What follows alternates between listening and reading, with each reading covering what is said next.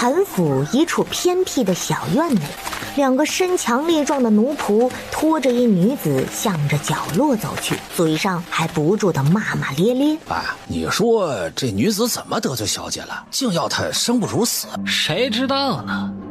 管她去不去死。不过这女人姿色倒是不俗，要不我们……小姐只是说了毁了她的脸啊，再拖去勾栏院，这万一要是被我们玩死了，可不好交代啊。晦气，这里没人，快点动手吧，老子还等着去吃酒呢。男子见捞不着好处，不耐烦地将人随手丢在地上，女子头部重重地磕了下去。与此同时，天色骤然暗了下来，变得格外阴沉。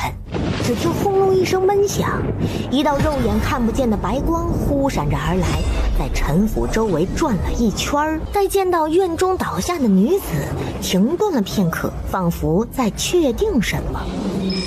系统感受到灵魂波动。第一次出任务的系统开心地转了个圈圈，找到了，不会错，这里是陈府，有灵魂波动的一定是刚穿越而来的女主了。下一秒也嗖的一下冲进了女子的脑中。举报举报，宿主报名错误，强行解除失败。一阵乱码后，很快陷入了沉寂。方才忽然闪过的闷雷吓得两个举着刀子的奴仆手抖了抖。什么鬼天线，吓老子一跳！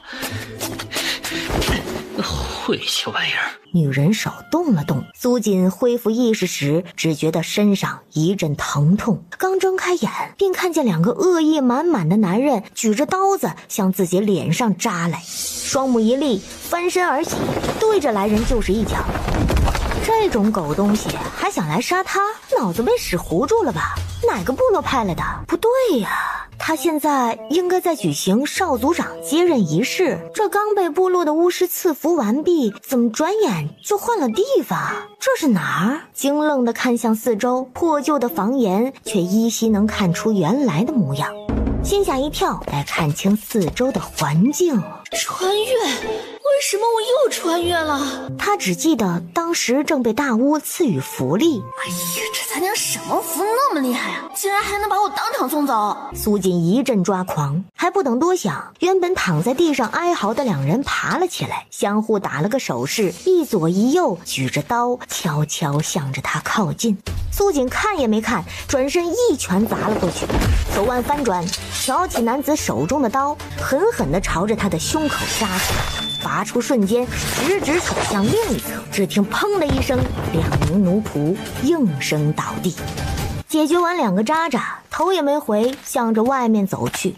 他倒要看看这是什么地方，可他这脚还没踏出院子，便觉得身体一阵异样，脑瓜子也嗡嗡的。忽然脑中闪过一些片段，这是原主的记忆。记忆中，原主本是上门寻亲，竟被陈府中的那位小姐撞见，一番好言宽慰，哄骗走了证明身份的木牌。遥想期间，原主喝过一杯那小姐递来的茶水，之后便不省人事了。现在看来，那茶水明显是被下了药，不过现在首要的还是解决身体情况。想到这儿，心下一阵烦躁，想他一个现代社会的普通人，胎穿到了万兽大陆的一个母系部落，刚当上少族长，正美滋滋的想着娶夫郎呢，一转眼又回到了解放前。这穿越大神怎么竟逮着他一人薅羊毛啊？也不怕把他薅秃了？他如今要上哪儿找个小郎君当解药啊？此时申时已过，天色也越来越暗，这处荒废的院子正好靠近府外。苏锦拧眉看着旁边的院墙，双手一撑，翻身越了过去，一路不带停的向着城门外走去。越走越偏，四下早已没了人烟。忽的，苏锦双目顿时一亮，有溪流，他毫不犹豫地跳了进去。溪水的清凉很快缓解了身体的不适，却也是治标不治本。要是能从天上掉下个郎君就好了。话音刚落，一道人影从天而降，水花四溅。苏锦抹了把脸，傻眼了。啊，竟有这好事儿！老天，我还能再许愿吗？难不成大巫最后的赐福是我要什么有什么？那我要回到我的部落，我要娶夫郎。我一走，那群部落里的小郎君怕是要哭瞎了。苏锦的呼喊久久没有人回应，却在此刻耳边响起一声闷哼的咳嗽，唤回了他的注意力。他往身上猛泼了几次水，才稍缓一些，转身打量着这个一身黑衣华服的男子。这不够壮呀，这如何能帮弃主养家？还不待细看，又一阵感觉涌了上来，感觉到身体快要到极限了。他皱了皱眉头，终是按住了他。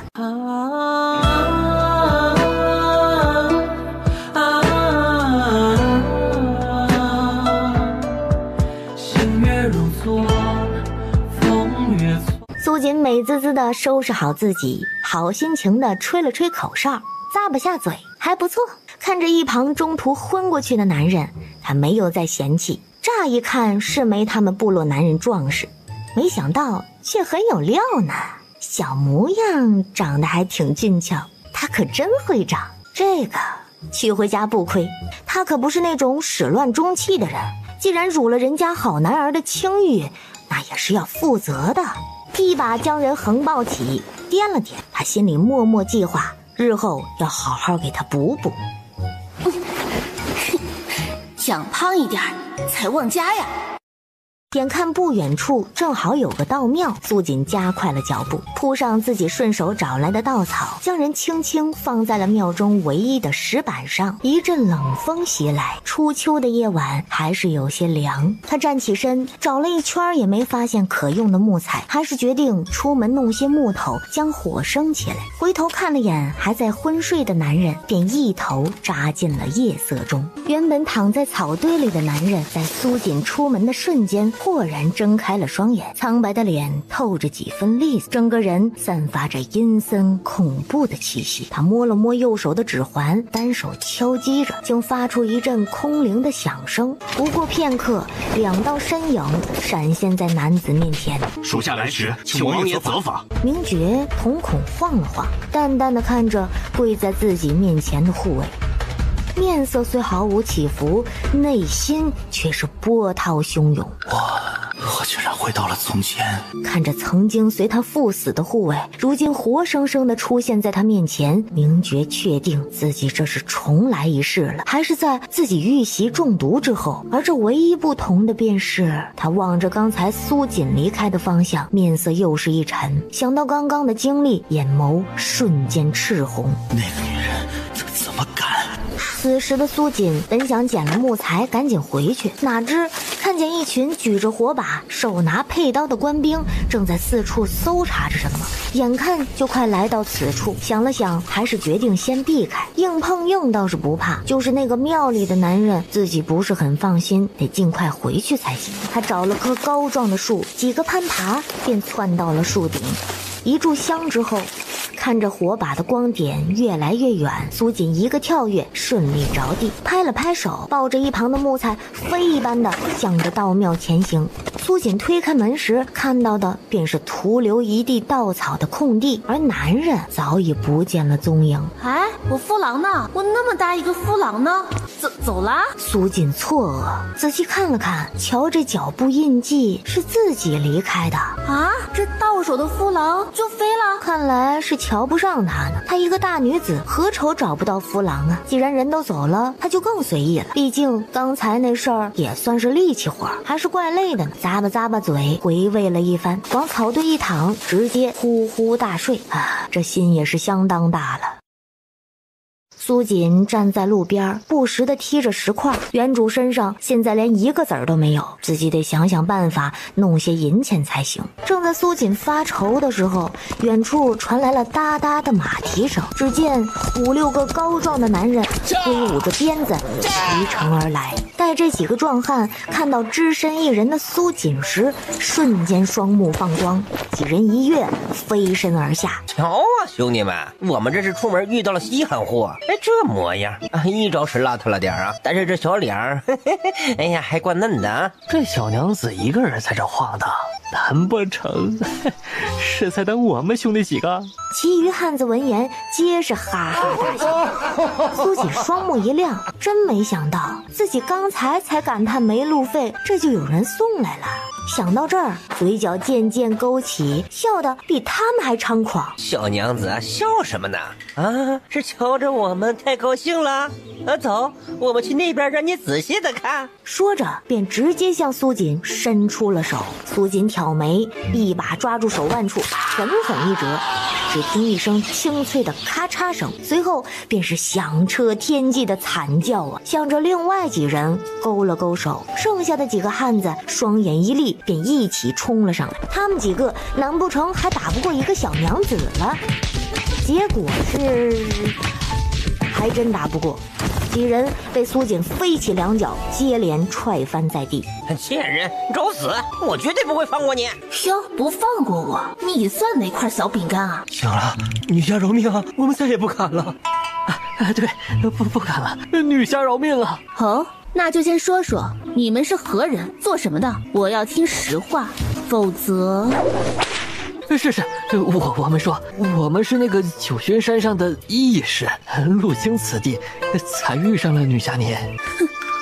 义士就你们，我看盗匪差不多。苏锦见状，想也没想，一鞭子就抽了过去。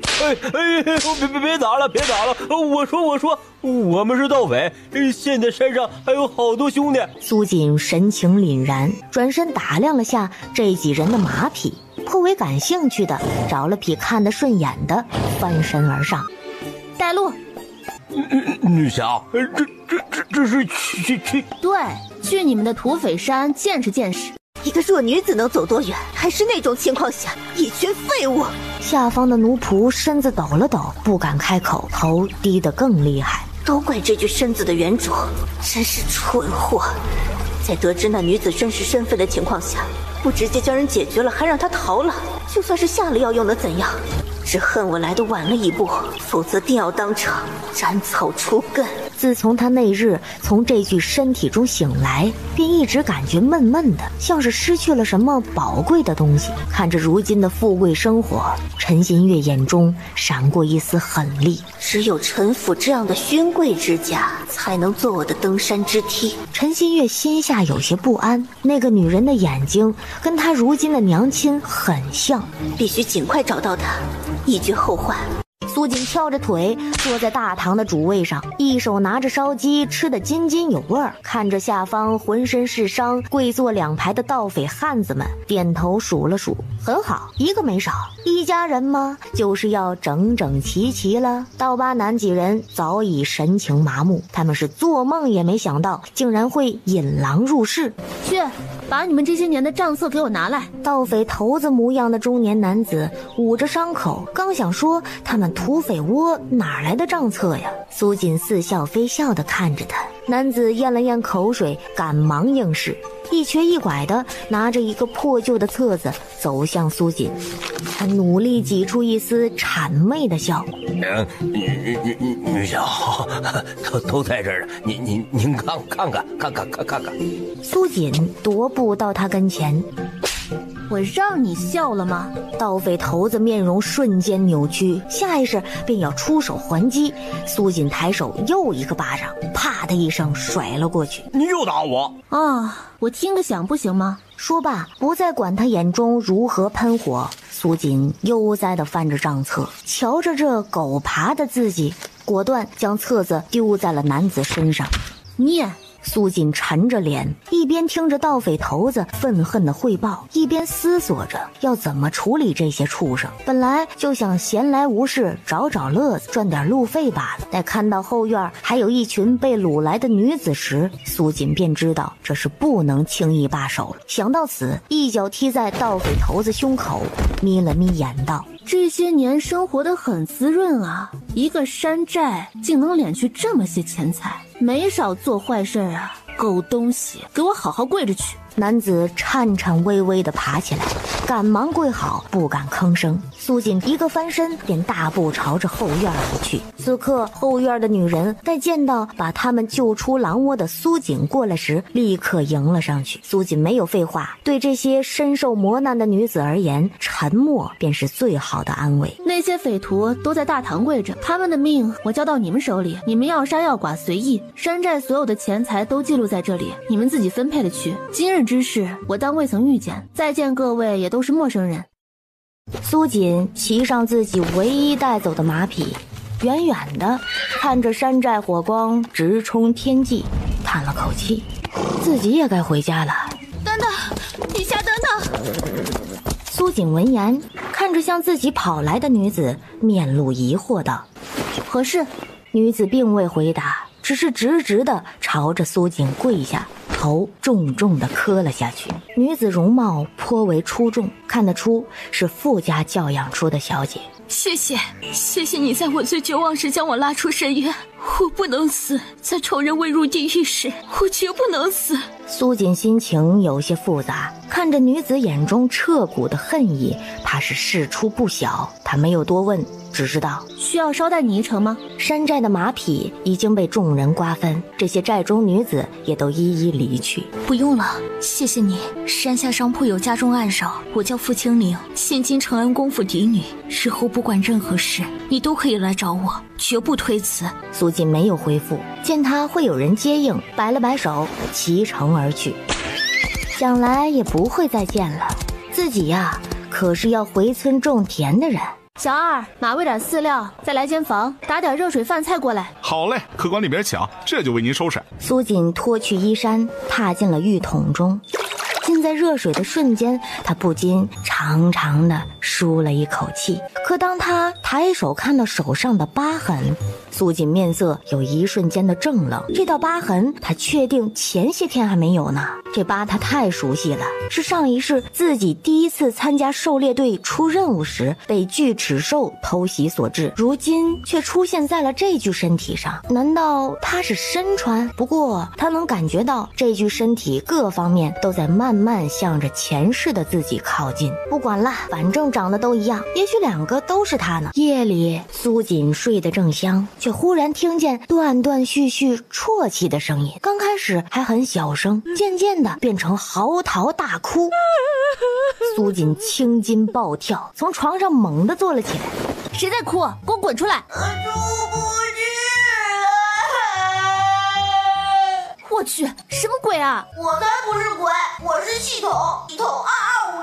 系统气呼呼地白了一眼苏锦，都是这个女人，害得他现在脱不了身。别哭了，到底在哭什么？先把事情说清楚。系统被苏锦的呵斥吓得顿了顿，闪着泪花，抽抽噎噎地向着苏锦说起了自己的来历。听完，苏锦一阵头大，这是哪儿来的小傻子？所以是你绑定错了宿主，现在也没法离开了？对，我的积分都用完了，也没法解除。你是什么系统？比如什么攻略啊、逆袭啊？你是哪一类？我是宫斗系统。那小语气还颇为骄傲。宫斗啊，那你是没戏了，只能跟着我去种田喽。种田？可我不会啊，我只会宫斗啊。我看看，我只有美白环、毒丹、魅力药水啊，我没有种田工具啊，这也太难为我了。苏锦心想，得了，这还是个哭包。好了，谁指望你种田了？反正你也走不了，就跟着我吧，陪聊会吧。就这么个小蠢货，他还指望他能做什么不成？只要别再嚎了就行，当养个电子宠物得了。喂，可是……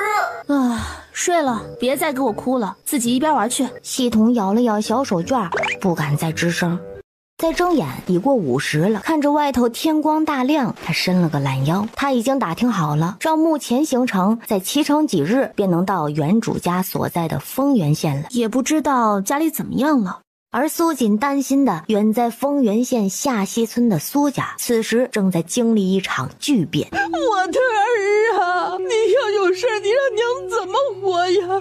出门还好好的，怎么就断了腿呢？秦氏看着被人抬回来断了一条腿的大儿子，整个人瞬间瘫软了下来，双手捶胸，哭得撕心裂肺。紧跟而来的村正看着这场景，也是紧紧地皱起了眉头。这苏大郎看样子是废了。这苏老头几年前便过世了，秦氏一人把3个儿子和一个养女拉扯长大，也是不易。但是近来苏家不知道是怎的了，这一家子唯一的劳力就这样倒下了，可谓是霉运连连呐。先是那个苏家养女，也就是苏锦无故失踪，虽然后面秦婆子说是去寻亲了，但是大家也都当是没了这人。再后来便是如今苏家的3个儿子，苏大郎被人打断了腿，苏二郎是这个家里唯一的文化人，14岁便考上了童生，可是也止步于此了，是个肩不能扛手不能提的。苏三郎这才10岁，还是个屁大点的孩童，也不能顶事儿。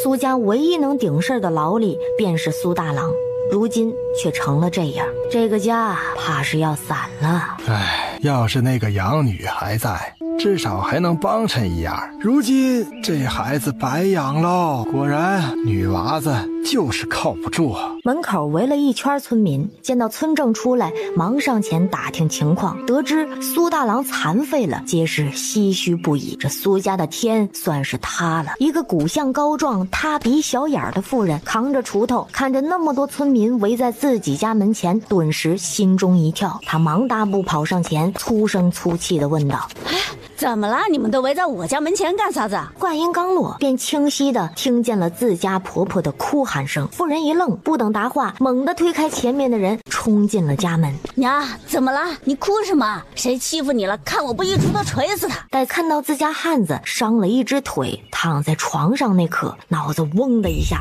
仿佛晴天霹雳一般。当家的，你这是怎么了？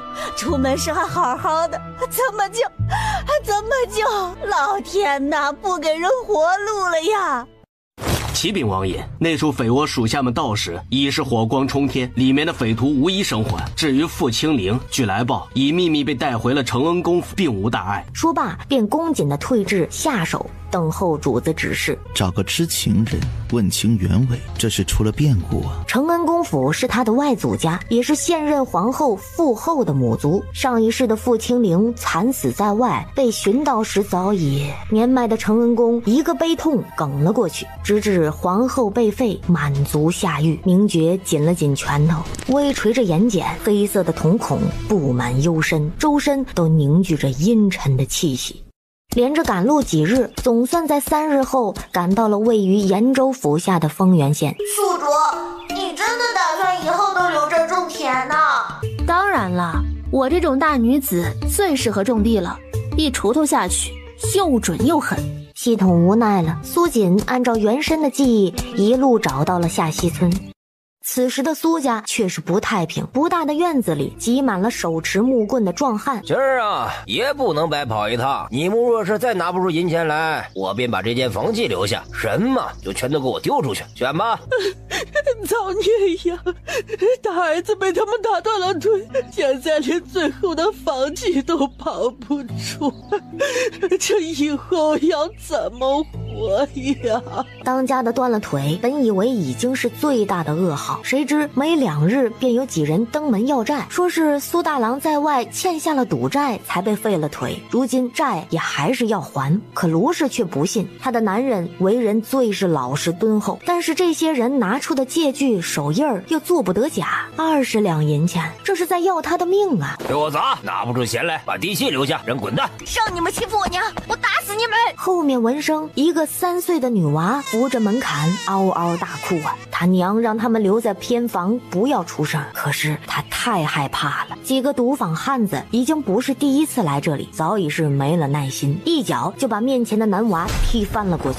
钱是你们欠的，还不起就不要赌，现在赌输了却想赖账，你倒三爷我是跑过来跟你们闲聊呢啊！也别怪爷不讲情面，爷呢只要地契，屋内的东西你们可以带走。走近的苏锦听到的第一句话便是这个，心瞬间沉了下来，也大致明白了原委，伸手推开了这令他陌生又熟悉的木门。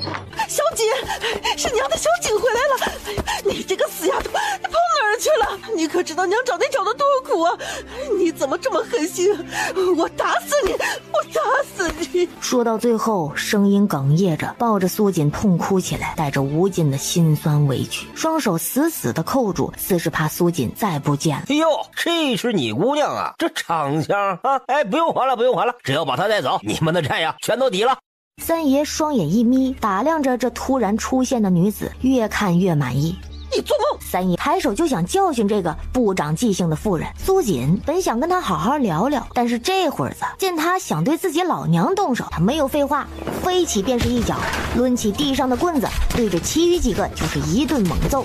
顿时整个小院又是一阵哭嚎。不过这回子叫的对象换了一下，苏家几人目瞪口呆的看着眼前的一幕。老天爷呀，这怕不是在做梦啊！苏锦何时这么能打了？这个宿主武力值貌似很高，不会家暴我吧？喂，说说这里头怎么个事情，从头说来。哎呦，姑奶奶饶了我吧，我只是个收债的。少废话，字据拿来我看看，谁欠下的，何时何地因何，全都给我说清楚了，否则你们今日怕是出不了这个门。几人抖了抖，忙把字据递了过去，然后道：姑奶奶，这可是苏大郎画的手印，千真万确的事儿，这种事儿我们可不能作假呀。他的腿是我们打断的，但是也是事出有因呐，还请姑奶奶。腿断了。说完，将人往地上狠狠一丢，大步朝着苏大郎的房间走去。身旁惊异万分的秦氏见状，连忙跟上，苏家众人也都紧随其后。大哥，是小锦，你回来了，回来好，回来就好。娘她很想你，大哥也想你。记忆中，这个大哥对苏锦向来疼爱，不是嘴上那种，而是一直默默任劳任怨。他的心有些闷闷。大哥，我问你，那些债是你欠下的吗？只要你说，我就信。不是我没有赌，大哥没赌。是，我相信大哥没赌，我信。小锦，你要信你大哥，他是什么样的人，我们再清楚不过，他不会的。是啊，你大哥他绝对不可能干出这种事情。可是那个手印又确实是他画下的。锦儿，娘不知道你在外面发生了什么，但是娘知道你现在跟以前不一样了。你帮帮你大哥，他怕是不想活了。娘，大嫂别怕，我会解决的，你们在这别出去了。可是秦氏哪里放心自家闺女一人面对那么多汉子，大步追了出去。外面的人早已相互搀扶着站了起来。你们可曾亲眼看见苏大郎入了赌坊，亲眼见他画押？若是我大哥所为，这个债我还，但是若不是，那么我也定不会善罢甘休。姑奶奶，我确实没有正面见过苏大郎去赌坊，他多是包着脸面，但是我们见过他的背影是不会错的。背影？仅仅只是背影？况且那个借据上写的就是苏大郎，也是他的手印。这么看来，他大哥多半是被人诓骗了，当了替罪羊。娘，你可知有谁和大哥身形相似的？和你大哥像的，那要数苏家二房的那个苏良，他们可是嫡亲的堂兄弟，难免会长得像。随后很快反应过来苏锦话里的意思，你这个意思是说是苏良？小锦，记得前阵子有天他把你大哥叫了出去，回来时你大哥已经醉得不省人事。当时我还在想，平日不往来的人怎么会平白无故请你大哥吃酒？原来是在这儿等着。听到了，去几个人把苏良带来，能办到吧？能带到，我马上让他们去。片刻不到，人就被拖着带了过来。说来也巧，几人刚出门不远，便在附近的树桩后面见到了一个不时往苏家探头的男子。一问之下，才知此人就是苏良。你们干什么？我可没钱帮苏大郎还债。看这来的速度，你就在这附近看看，认识这些人吗？哪有你说话的份？这刚回来就到我这耍威风，这是过不下去了又跑回来了？我在赌坊周围见过他。他的身形倒真的与苏大郎有几分相像，面容也有隐约神似之处。你欠下赌债，便想到了李代桃僵之法，诓骗我大哥醉酒为你签下借据，是与不是？不是，我没有欠赌债，是苏大郎自己行为不端，怎么能怪在我身上？宿主他在说我，他的心跳好快。苏锦猛地上前，一拳重重地砸在了苏良的肚子上，像是拖着死狗一般，一步步地走向三爷。既然他不肯认，那么我就把他交给你，带回赌坊，找到见过他赌的人，就算他再如何小心地藏头缩尾，也总有人跟他打过交道，一旦确认，那就原地打死。你好恶毒的心，我爹娘是不会放过你的。三爷等人现在得知弄错了人，那这个女人怕是不会放过他们。看到有出力的地方，赶忙点头。放心，您放心，我们一定办妥。我不去，不去，我认，是我做的，是我诓骗了苏大郎，让他带我按的借据，是我欠的赌债，我都认。对了，我爹娘会帮我还钱的，你们放心，饶了我吧。是啊，钱能还，可大哥的腿谁来还？苏罗，盘他！嘿，狗东西可真坏！苏锦向着扒着门缝偷偷望着的苏家小弟苏年招了招手。10岁的少年愣了愣，见是在叫自己，连忙噔噔噔跑上前。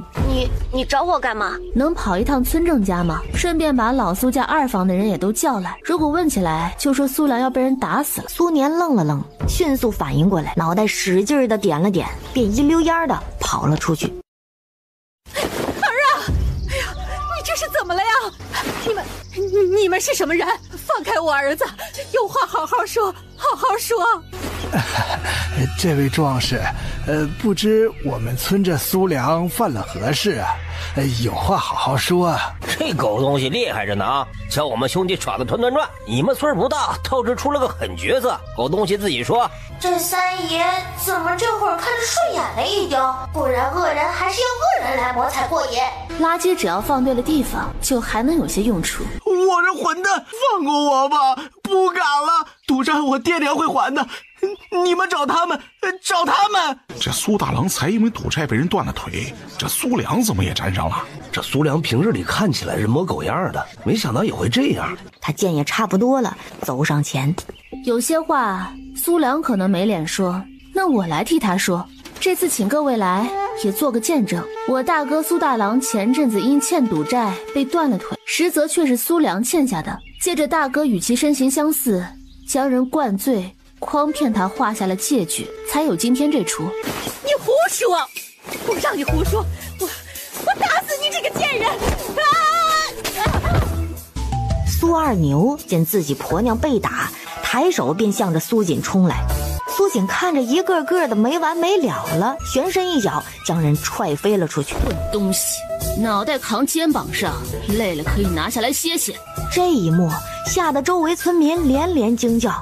我不想再听废话，他自己也认了。这回我让你们来，不是听你们啰嗦的，我是让你们看着他的下场。你饶了我吧，我不敢了，我也是没有办法才这么做的。我还不上赌债，他们会打断我的腿的。苏良，你丧良心，你怎么能做出这般歹毒之事？我儿已经知道错了，他从小就听话，以后肯定不会再犯了。饶了他吧，请我们会还。哎呀，都是亲戚，说什么打打杀杀的。小姐，你这太不像样子了啊！现在刚回来就对长辈动手，这次的事儿啊，我看就算了。你苏良哥他也知道错了，这银钱我们帮着给一个女娃，别出去瞎晃啊。苏二牛摆出一副教训晚辈的架势，对着苏锦就是一顿训斥，好似已经忘了那个断了腿的苏大郎，只字不提，一直压抑自己的情绪。听言已经是拿起手中的木棍，对着苏二牛便是一顿砸。我儿子断了腿，苏良想这么了事儿，我告诉你没门儿。苏锦赶忙对着三爷几人冷声道：我要他2条腿，就现在。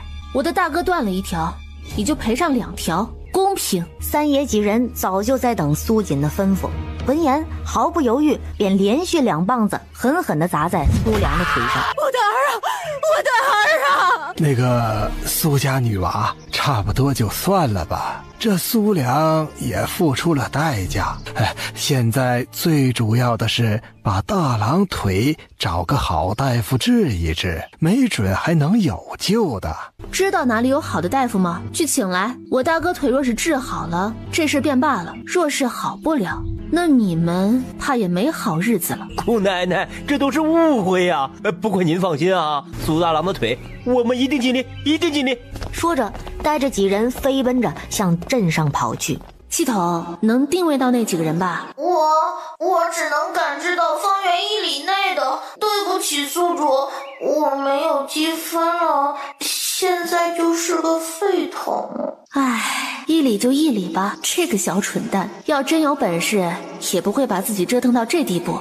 小锦，你大哥的腿真能治好吗？娘，别怕，这里的大夫治不好，我们就去找更好的，总会有办法。锦啊，你跟娘说，你到底去哪儿了？为何现在会……苏锦张了张嘴，不知要如何解释，还能说他不是原主？说原主是想要荣华富贵吗？见苏锦有些犹豫，忙拉着他道：“娘不问了啊，回来就好，回来就好。”正在此时，一辆破旧的骡车缓缓地向着苏家行来，只见一穿着长衫的男子焦急地跳下骡车，向着苏家奔来。推开家门，看到的便是他娘和一位背对着他的女子正在躬身收拾院子。我这是回来迟了。大哥出了那样的事儿，竟没有一个人想过通知他。苏策知道娘是怕自己误了学业，可他好恨自己无能，恨自己只会拖累他们。二郎，你怎么回来了？娘，我不去四书了，以后我会照顾大哥，大哥能做的我也可以。你说什么混话？你不读书你要做什么？这个家为了让你能安心读书，付出了多少？你这是想气死我吗？为什么不告诉我？是我太弱了是吗？我不想再拖累你们，大哥如今这样也需要人照顾。娘，我已经决定了，大哥的腿我会想办法。二哥，你安心读书。这是苏锦，他怎么又回来了？日后不要再一声不响的就离开，若是再那般，就不要再回来了。我不会再那样了。来了，大夫，我们请来了。姑奶奶，您看。三爷气喘吁吁地搓着手，笑得很是谄媚。苏锦没有理会，忙带着老者进了里屋。半晌之后，表情严肃地摸着自己的胡子，这才转头看向身后的苏家人。他这伤时不短了，有些地方骨头都粘连住了，不过倒也能治，就是要费点功夫，要先正骨，人要受罪，用药很讲究，所以你们有个心理准备，若是治，这药材怕是不便宜。莫大夫看了眼家徒四壁的苏宅，不能平白给人希望，还是把话说在了前头。治，不管多少都治，麻烦莫大夫开药。送走了莫大夫，苏锦一家子总算聚在了一起。大哥的腿肯定是要治疗的，至于银钱，我自会让那群毒坊的人来出，不够的话，我这里还有一些，总不会耽误了治疗。大妹，以前是嫂子不对，我不该说你懒，不该私底下骂你，以后你就是嫂子的亲妹子。苏锦见他娘也想再说些什么，赶忙打岔道：娘，我饿，家中可有什么吃的？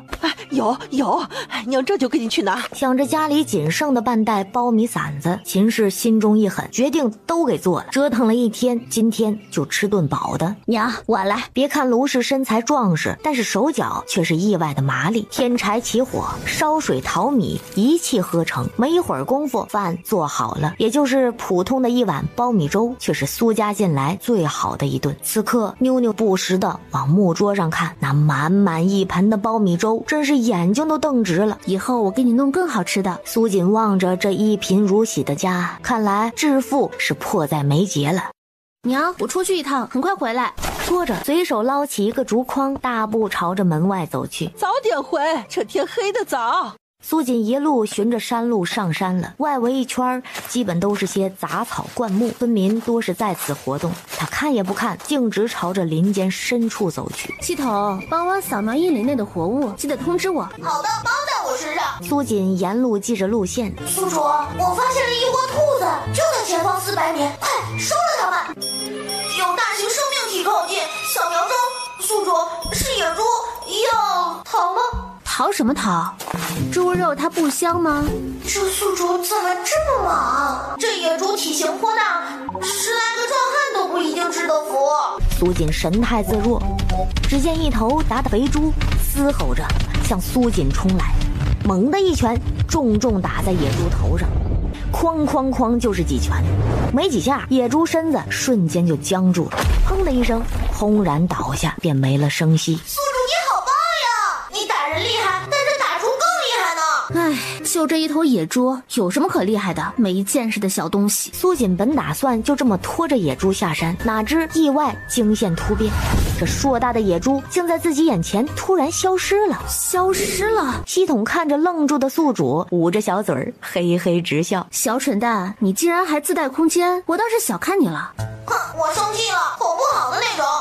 好了，我不该叫你小蠢蛋，叫你250总可以了吧？你还有什么功能，一次性说了，反正你也走不了了，没必要藏着掖着。我厉害着呢，作为宫斗系统，我可是有必备的技能。虽然没有积分了，但是我这还有新手礼包的。不是我之前不说，是这个礼包你也用不上啊。里面有解毒丹、体香丸、魅力药水、媚眼，这些基础宫斗装备都是最低级的。想要高级版，还要完成任务用积分换。可你又不愿意入宫，这些对于你来说能有什么用？你生气了？那倒没有，毕竟你也算是白捡来的，本来就不指望你能做什么，有更好，没有也无所谓。但是我想你也知道，你如今既跟了我，这种事儿只可一不可二。苏锦面容带笑，说出的话却带着冷意。我再也不敢了，以后什么都不瞒着你了，礼包的东西都在呢。这会儿天色已经暗下来，眼见苏锦出去还没回来，秦氏不免有些忧心，时不时的向着门外看去。一阵急促的脚步声传来，这是回来了。瘪犊子的，秦香莲，给我出来！娘，这么晚了，你咋来了？你个丧门星，还知道叫我娘？你是当你娘我死了是吧？这么大的事儿，你一声不吭。要不是我今天过来镇上，听到传言，你是不是打算带着我几个大外孙去要饭呢？嫌你娘老了，管不动你了是吧？娘，哥他们也不容易，这些年为了接近我，嫂子们闹过多少次呀？这事儿啊，不是之前几文钱的事儿啊，我开不了口，也不能开口啊，娘。秦氏声泪俱下，将近40的人在自己老娘面前哭得像个孩子。张婆子叹了口气，她又何尝不知道，就算女儿开口了，家里也是拿不出，但是她就是心疼。粗糙的右手缓缓从怀里掏出一个麻布包裹，这些你拿去，大郎的腿要花不少钱吧？别给老娘整那套，我都不想说你，但是你得想想大郎。秦氏知道自己不该拿这些钱，但是家里现在真的已经没钱了，深吸一口气接过了钱。谢谢娘。嘿，少给老娘整那套，我是给我家大郎的，我回去了。娘，你别走，这么晚了不安全，在这睡吧，明儿一早啊，我让二郎送您回去。二郎也回来了。看着老娘怒视的目光，秦氏很清楚张婆子在气什么，赶忙道：是啊，今日下午回的，不过我明日就会让他回去读书，耽误不了。哼，算你心里有点数。这二郎是个有天赋的，那会儿才14岁就中了童生，整个镇上也没几个，如今没中秀才，那也是运气不好，你可不能糊涂啊。娘，我晓得，明日我就让他回去。对于农家人来说，读书是一件高尚的事儿，毕竟这是他们改换门庭的唯一出路。系统，帮我看看这附近有没有人。扫描中，宿主没有人，需要现在把野猪放出来吗？摆在地上吧。好的。看着空无一物的地面，骤然出现的野猪，苏锦不由得晃了晃神。尽管不是第一次见到，但还是觉得有些不可思议。苏锦将一只足有300斤的野猪径自扛了起，丝毫不带喘气儿的健步离去。系统淡定地打出一串666呀！苏锦将野猪摆在一旁的树下，朝着苏家叫道：娘，我回来了。哎呀，怎么这么晚呢？走时不是让你早点回吗？快，我给你烧了热水，去洗洗。我上山了，耽误了一会儿。说着顺手把自己的竹筐递了过去。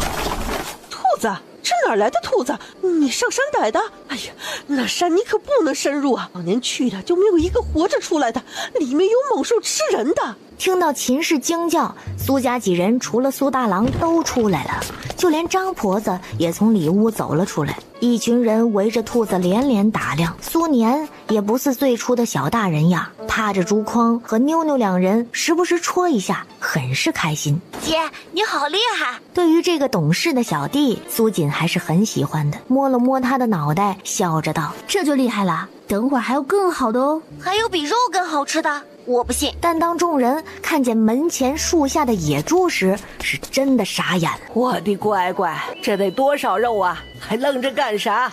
搬呀！我来，你们让开着点儿。说着，一把扛起野猪就朝着苏家院子走去。苏家几人都目瞪口呆的愣在了那儿。景啊，你告诉娘，你这在外咋变成这样的？没什么不舒服吧？我只是以前隐藏的好，天生就这样，怕别人当成异类，就没说过。这次出门遇见位老先生指点了我一番，可能我天赋好，学得比较快吧。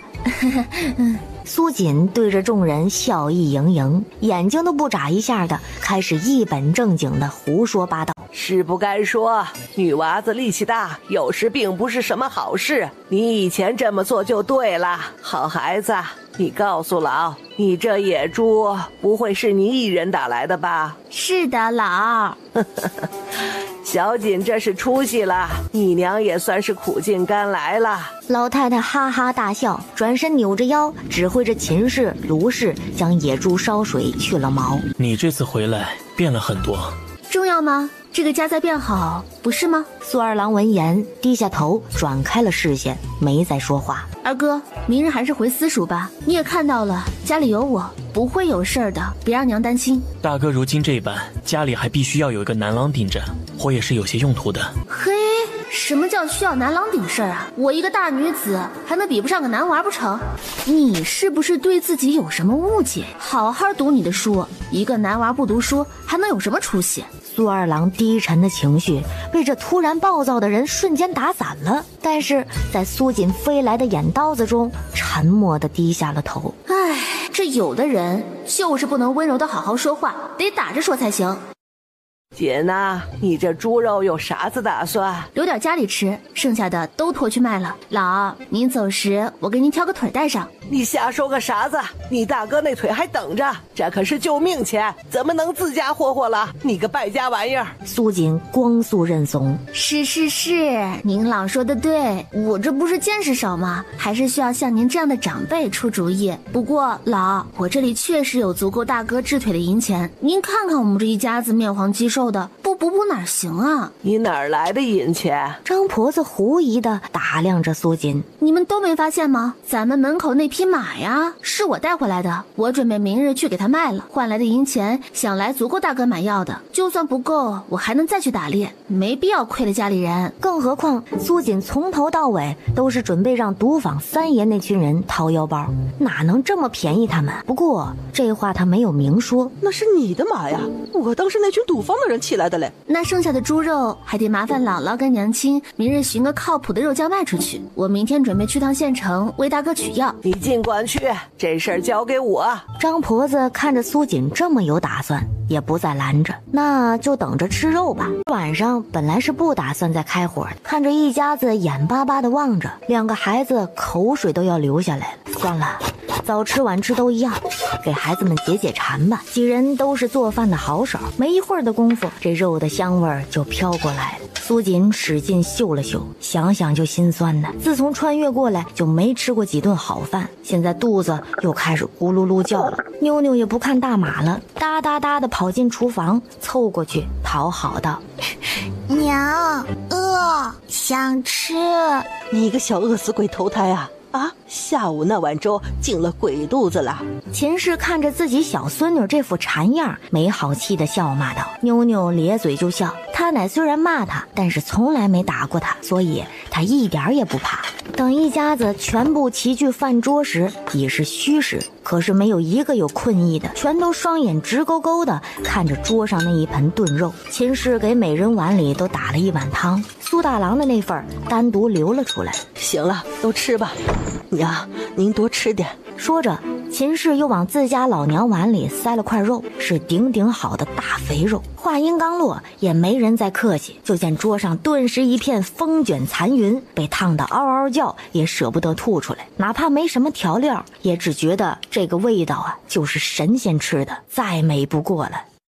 第二日，苏锦特意让系统叫了自己，起了个大早。他今天可是很忙呢，得去县城看看，要先把大哥的药配齐了再说。卢氏早早便起了，自己抱着一盆衣物在院中浆洗着。这会儿子看见苏锦，扬声便道：小姐，你那衣物一起拿来，嫂子给你一道洗了。谢谢嫂子，我等会儿去县城，你帮我跟娘说一声。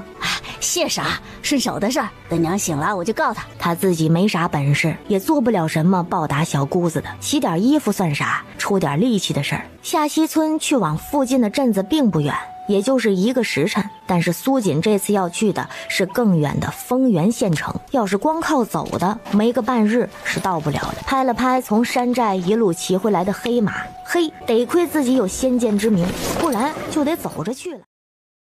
小姐，这张药方上的药材看下都可有。哎，好嘞，您稍等。药铺的学徒拿着单子去到后台一一核对，发现这些药大都不算便宜。瞅了瞅这姑娘穿着一副农家女扮相，犹豫了一下，还是包了一副拿了出来。姑娘，这药我给你包了一副，50文，你看是要与不要？这个药方开的应是外服断骨的，价格自是不便宜。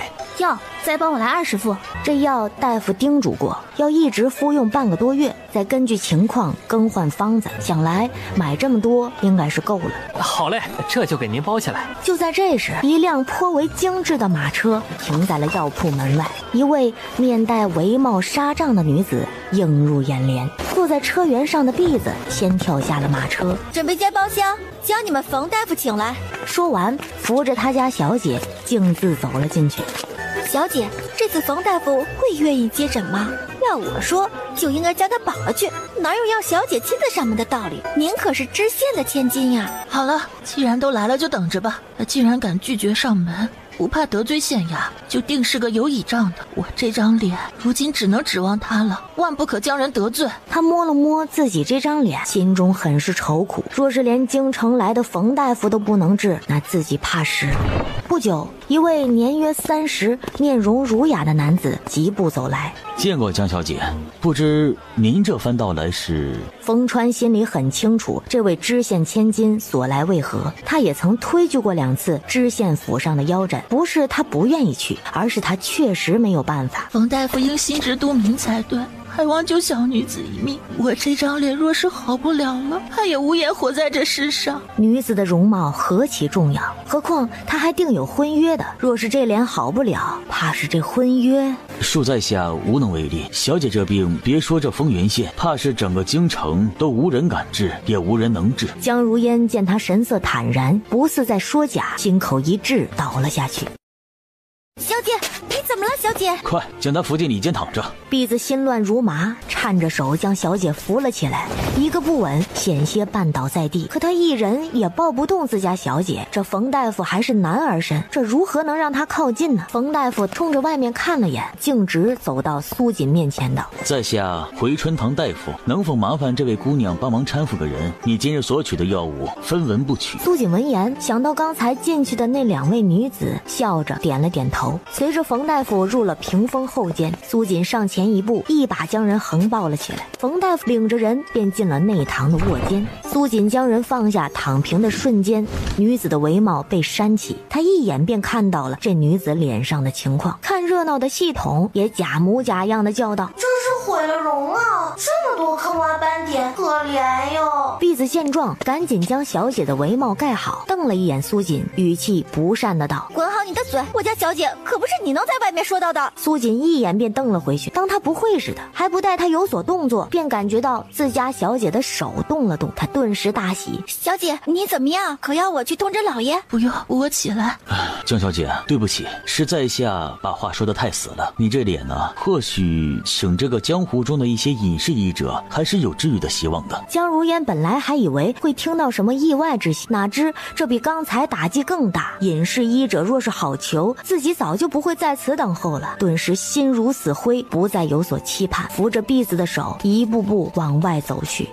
在路过那片荷塘时，他脚下顿了顿，眼神直直地望着。咱快溜了吧，这明显是要出人命了，怕是不想活了。苏锦又何尝没看出，打量了一番这对主仆。千金小姐呢？这不是送上门的生意吗？宿主，你不会是想……对，就是你想的那样，她很合适，不是吗？宿主，你可真是个小机灵鬼。我也是这么想的。苏锦既已打定主意，便向前一步，直言来意。有些话我想与这位小姐私下聊聊，关于你的脸还是有希望的，只是不知你愿不愿意听。放肆！他当他是谁，敢这么对小姐说话？我还放5呢，我跟你家小姐说话少插嘴，嘴，一边去！小心我揍你哦！你可知自己在说什么？自然，你若是信就跟着来，若是不信，你就继续准备跳下去吧。不过呢，我劝你一句，世事无绝对，命是掌握在自己手里的。看来你还没有放弃自己，我这人不喜欢拐弯抹角。若是我能去掉你脸上的东西，你能出什么样的价？只求财。系统，他这个脸是驱印那个药丸几时有效果？1日就能看见变化，身体会代谢出去。他这倒是像是中了一种轻微毒素，长期堆积体内，外泄入脸所致的。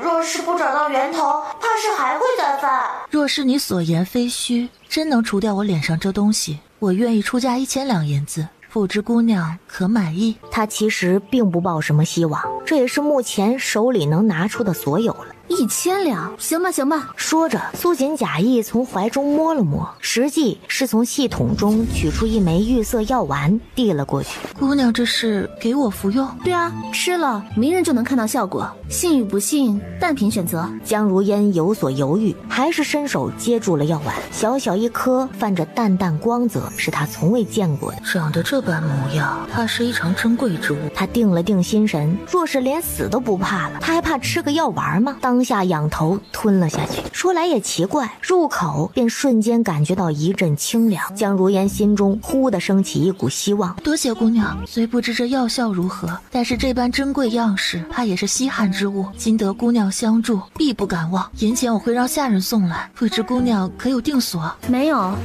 待会儿还在这铺子见吧。好，多谢姑娘。说着轻轻颔首，便朝着门外走去。提醒你一句，你这脸是长期服用一种含有轻微毒物的东西所致，若是找不到源头。江如烟身子猛地顿住，眼眸低垂，捏着衣摆的手紧了紧，没有言语便迈出了房门。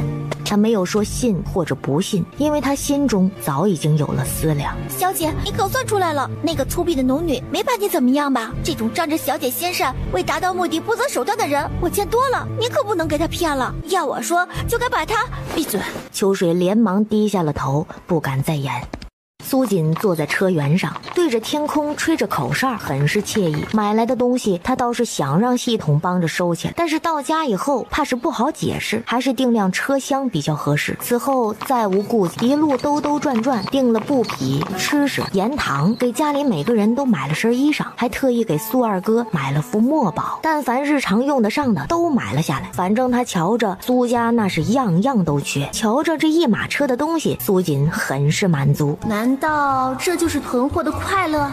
远远的，苏锦便看见一个小身影在门口伸头望。当看到马车时，颠颠的朝着他跑来。姐，这马车是……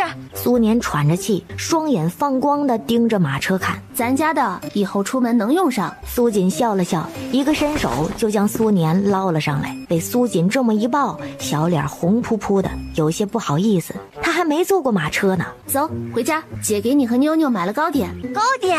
我不吃，我不爱吃。姐，你别买了，留着给大哥看腿。小屁孩就该好好吃饭，快快长大，不要净操心大人的事儿。你姐我一个大女子，难不成还顶不起一个家？以后啊，不会再让你们吃苦了。家中的几番变故，让这孩子早早懂事，心思也变得很敏感。有我在，以后啊，他们只要健健康康长大就好，都会好起来的。哎呦，我的乖乖，景啊，这马车是咱家的。对，这就是咱家的马车了。以后啊，娘想什么时候去镇上就什么时候去。秦氏摸了摸着结实的车厢，拉着苏锦就问：这怕是要不少银钱吧？娘，你放心，我把大哥的药都买回来了，以后也差不了。好好好，你在外面吃饭没啊？娘去给你做。先不急，大嫂呢？怎么没见着？老太还在咱家吗？哎呀，你大嫂啊，去接你大侄子去了，总放在他外祖家也不是个事儿。你姥姥她找来肉酱，将野猪收了，自己呀也跟着骡车回去了。你二哥我也给赶回书院去了。既然这样，苏锦也就不等他们了，掀开车帘，露出了一车厢的东西，一个个往外抱。咋买这么多？干啥咋买这么多哟？心疼的直抽抽啊！这有钱也不是这么花的。苏年也愣住了，这，姐是把鸡翅都搬回来了吗？娘，你过来，我给你看个宝贝。娘，你看，咱家以后都不会再穷了。这个你收起来。秦氏看着女儿塞来的东西，瞪大了双眼。他他怕是做梦也没见过这么大的银票啊！这银票哪来的？景啊，娘这心跳的厉害，你不会是……娘，这100两银票是我回来路上救了一位姑娘，人家给的救命钱。也放心吧，你就安心拿着。这100两对于我们来说是一大笔钱，但对于任芊芊小姐来说不值一提。她也只敢给1张银票，就怕刺激太过了，让她娘慢慢适应吧。真的？你可不许骗娘！真的，您女儿的武力您不是看过吗？安心收着。好，娘收着，给你当嫁妆。她要什么嫁妆？就算是成亲，那也是自己要出聘礼才对。在苏锦看来，他一个母系部落的少族长，那是要娶夫的。就算现在穿越了，那也不能改变他的想法。不知怎的，他忽然想到自己刚来那会儿，天上掉下来的小郎君。哎呀，那小脸嫩的，还别说，至少目前他还没见过比他更俊的美人，就是可惜了，已经到手的人还给跑了。京城厉王府，男子埋首于案前，正一页页翻看着公文。忽然鼻尖感觉一阵难受，掩面打了个喷嚏。佐伊适时进到室内，躬身将一信呈上，名爵一目十行，并未言语，转手便将看完的信件放到烛火上点燃了。可有进展？回王爷，已查实，是一位武艺高强、身着邋遢的年轻女子将匪寨中人救出，此后便再无人见过。匪寨之事不必再查，盯紧陈新月，我要知道他的所有动向。一个前世多次暗害他，而自己怎么也杀不死的女人，若非有这个女人在，明胜那种废物怎会坐上皇位？一个杀不死，却总会拿出一些稀奇古怪东西的人，真的是普通人吗？他刚重生回来之际，也想过直接出手以绝后患，但是想到前世那女人诡异的运气，仿佛有如天助般，无论他派出的人藏身在何处，他都能发现，一些近身手段皆施展不了。这些疑团都还没解决，死太便宜他了。王爷，宫中传旨宣您进宫。名爵神色不变，他自是知道父皇为何宣自己进宫，怕是要让他失望了。参见父皇。免礼怎么样？最近可有不舒服的地方？多谢父皇挂心，儿臣无事。父皇给你寻了个隐士医者。不多时，一位白发老者随着太监走进了殿中。草民参见皇上，见过厉王殿下。耀竹先生免礼，赐座。请殿下将手伸过来。名爵闻言照做，老者闭目，细细地感知脉象。一时间，大殿内静得可怕。片刻，见老者收了手，凝眉思索着什么。明元帝忙大步上前，急切地问道：地方如何？可有办法？此毒无解。他这条老命怕是要交代在这里了。明元帝身子晃了晃，暴怒道：你不是号称民间神医吗？怎么会连毒都解不了？这毒是海外产的一种无色无味的秘药，服下后3日内会使人轻则昏昏沉沉，重则神志不清，3日后便彻底令男子丧失生育能力。此毒老朽只见过1次，那人也已离世，恕草民无能为力。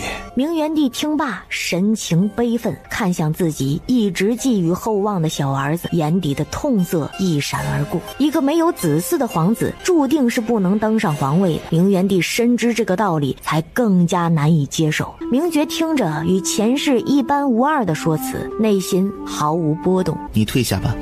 历经2世，这种毒确实无人可解。至于子嗣，他也从未想过。明爵走到明元帝身前：儿臣让父皇担心了，辜负了您的期望。我会再派人去找。朕不信这世上会有无解之毒。姑姑，你看妞妞芊芊好不好看啊？小小女娃转着身子显摆自己的新衣裳，可以说是相当臭美了。比昨天的你好看一点。苏锦无奈地望着这黑瘦的娃，实在是说不出好看二字，又不能伤了小家伙的心。哎呀，他可真是太难了。这都是姑姑给她买的。妞妞可喜欢了，比村里的四丫穿的还好看。苏年扒着门扭捏着探出身子，苏锦招了招手，他便咧着嘴笑着跑了过去，小眼神时不时的瞅一眼。在第4次瞥过来时，苏锦总算开口了：你穿上也好看，精神小伙儿。哎，这一个个小家伙还挺虚荣，竟喜欢听好话，真是太难为我了。这时门口传来响动，苏年快步跑了过去，连忙冲着苏锦叫了声：是大嫂，苏妍回来了，快叫姑姑。憨厚的小模样简直跟苏大郎如出一辙。很快到了农家最忙的时节，秋收时分，田里的活计颇多。一大早，秦氏便烙了饼，煮了一大锅白米粥，每人碗里都给铺上了鸡蛋。现在手里有了余钱，秦氏也不再吝啬吃食，虽不说多好，却也在慢慢改变。今日是要出力气的日子，就连10岁的苏年都跟着他娘身后下了田，苏锦自不例外，一个人扛着锄头走在前方，跨过田埂来到自家地里，他娘指哪儿他就跑哪儿，又快又准，仿佛自带马达。当附近人家还在收第1垄地时，苏锦已经刨完了2垄子地。余光感受着周围村民惊叹的眼神，苏锦很是得意，他果然是种田好手啊。苏卓，你之前是锄头成精的吗？这都快刨出残影了。苏锦刚想怼一句，却见身前忽现一道阴影，抬眼一看，是一位穿着长衫的年轻书生。你是有事吗？书生闻言瞪大了眼，不相信他竟不记得自己，随即眼神半是幽怨半是责怪的看着苏锦。不是，这他娘什么毛病啊？挡在这一字不说，还拿这么恶心的眼神看着我，咦，鸡皮疙瘩都起来了。随即想到自己刚才锄地时的风姿，难道他是想让自己帮他锄地？我没空，不行，不约，别挡道，忙着呢。苏锦光速拒绝，丝毫没给人开口说话的机会。这好好的小郎君竟想着偷奸耍滑，我是那种为了男色就能帮他锄地的人吗？呸！许清之见此，刚想怒言，可看着周围有不少在偷偷打量的乡亲，掸了掸长衫，狠狠地瞪了一眼苏锦，昂首阔步离开了。苏锦又一脸懵，哎呀，狗崽子他最后是不是瞪了我一眼？也可能是他媚眼抛得太用力了。小姐，有贵人找你，快来！当苏锦爬上田埂，看见的便是那药铺中遇见的一对主仆，抖了抖身上的泥土，看样子这是上钩子了，来活喽。可是你这一身也太失礼了吧！闭嘴，秋水，若是你再管不住自己的嘴，你就哪来的回哪去吧。若不是这小婢女自小伺候自己，又是过世母亲亲自挑选，她怕是也不能容她。对不起，小姐，我不敢了，我就是觉得她这样子会冒犯了小姐。苏锦翻了个白眼儿，懒得理会这种蠢货。说吧，什么事儿？我这番过来是多谢姑娘相助，我脸上的东西都已去除，姑娘乃神医在世啊，谢就免了，我们已经钱货两清，直接说来意吧。姑娘爽快，我是想请姑娘前去相助。那日姑娘所言，若是找不到毒物源头，终有一日我的脸还是要复发的。我想求姑娘相助，帮我找到那物。自己回去后，便将所有的吃食所需之物都筛查了一遍，皆是无果。报酬，姑娘想要什么？银票、粮食还是地契，或者有什么要求都可。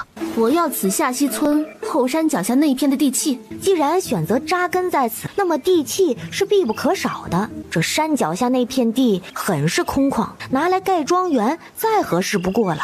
江如烟略一思索，便应了下来。一块村里山脚下的地契，于自己而言并不算什么啊。那姑娘随我一道回吧。毕竟早日解决，他才能真的安下心。苏锦想着家中那块地已经收得差不多了，便也爽快地应下了。来到田埂，知会了一声秦氏，便踏上了江如烟的马车。这苏锦还真是攀上了怪上，一个女娃子家的，一天天净往外跑。你看人走了，在这儿说个啥子啊？你当苏锦面去说啊？你当我稀罕说？你就看着吧，这种女子哪有人会要，注定是嫁不出去的破烂货。那刚才许秀才不还是过去了吗？哼，估计也是苏锦忒不要脸面，这许秀才去警告他的吧，也不看看他那样，哪配得上人秀才老爷？白日做梦！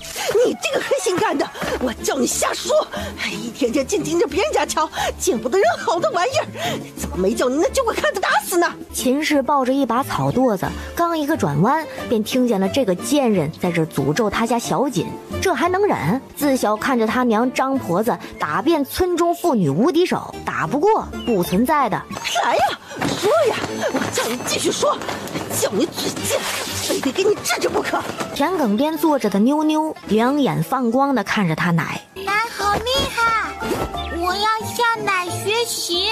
小小的人儿自此在心中立下了远大的目标。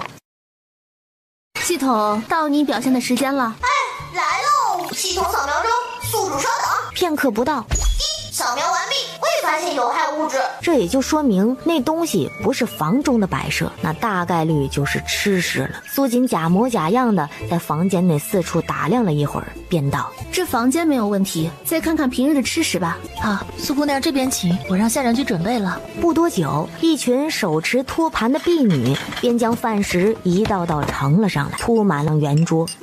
发现有害物质，含量极低，请勿长期服用。宿主，这个汤里面有雪云草成分，毒素轻微，是肉眼不可分辨的。这个时代的医术还无法查验，难怪这江小姐验不出，长期服用一定剂量的才有害。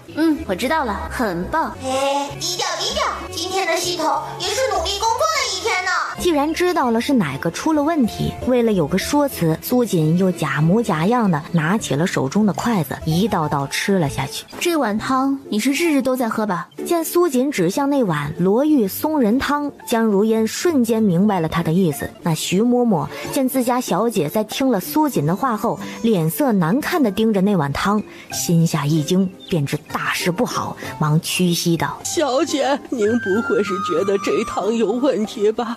哎呀，冤枉啊，小姐！这汤和平日做法一样，味道啊不曾变过。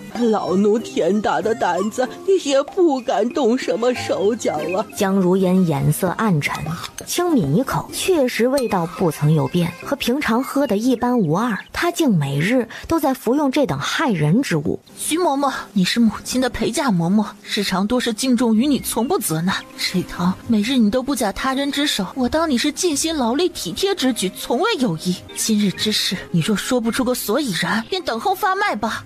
小姐，我没有啊，老奴日日陪伴小姐，难不成还抵不上一个农家女的话呀？她定是别人派来挑拨暗害小姐的，您不能信啊！说着，头重重地磕在地上，神情很是悲愤。苏锦吃饱喝足，正看戏呢，这会儿见这老奴竟还攀扯上自己，懒得再看下去。东西我给你找出来了，剩下的与我就无关系了，记得报酬别忘了。哦对了，那种东西毒物轻微，大夫也是看不出来的。这个老奴既然不认，你可以让他日日吃，自然能看出效果。说着，随手还往桌上抓了一把瓜子儿，往兜里一揣，哼着小调就直接离开了。秋水，送苏姑娘出府。婢女秋水连连应是，躬身追了上去。苏锦嗑着瓜子儿，就溜溜达达地朝着府门走去。秋水跟上后也没出声，有意看他出丑。正在此时，一位身后跟着几个丫鬟仆从的娇俏女子挡住了去路。当女子看到秋水跟在这人身后时，便知这是她那姐姐带来的人。作为听从母亲大人话，从小就致力于跟姐姐作对的人，她带回来的人怎么能不上前为难一下呢？她挺了挺胸，扬着头轻蔑道：怎么，现在的知县府是什么人都可以进来啦？这个角度仰头，他可是练习过很多遍，最是能唬人。这姑娘怎么感觉傻乎乎的？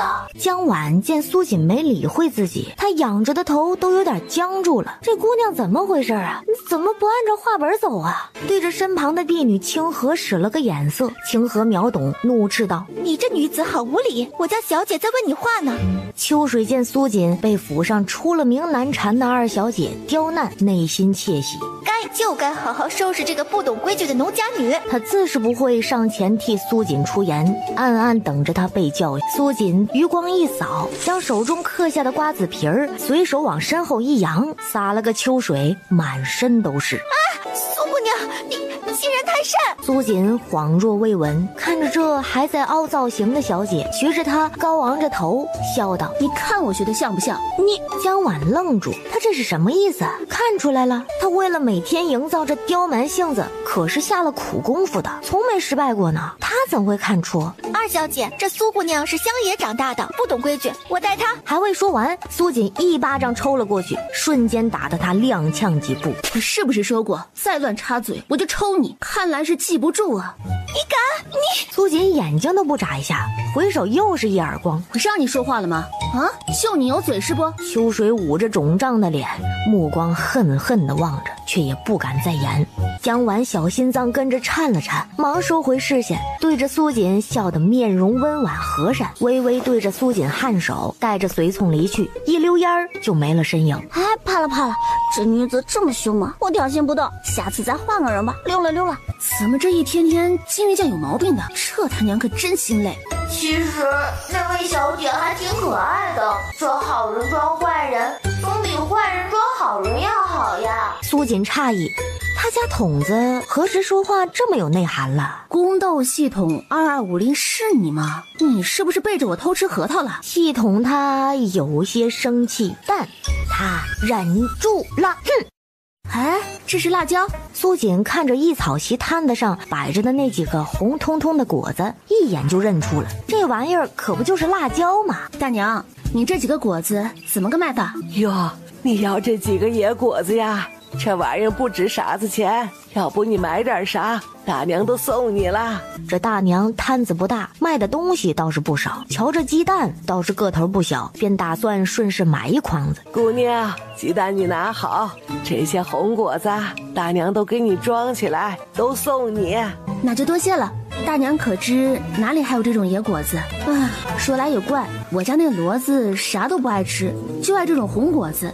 这不，我得给他多收点。苏锦没有半点不好意思，睁着眼又开始一本正经的胡说八道。啊，还有这种事儿？那你家这牲口口味还挺重，这又不是啥好东西。来，大娘跟你细说。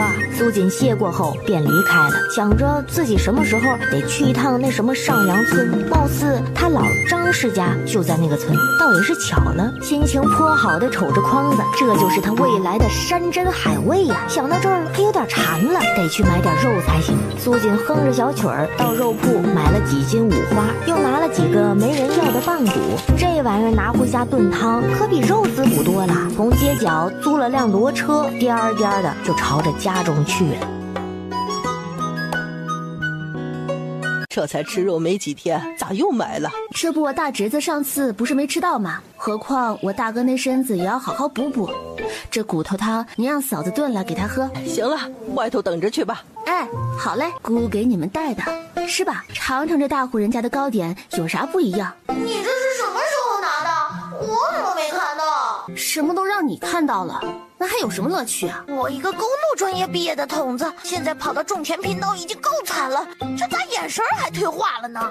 姑姑，这个真好吃，香香软软的，我可以给爹也留一块吗？他爹病了，这糕点这么好吃，爹要是吃了，说不定就能好起来呢。我们小妍自己吃吧，姑姑这里还有，等会儿就拿去给你爹，好吗？苏锦有些欣慰地摸摸这个虎头虎脑的大侄子，觉得他们家崽都很懂事呢。大哥，有没有好一点？腿还疼吗？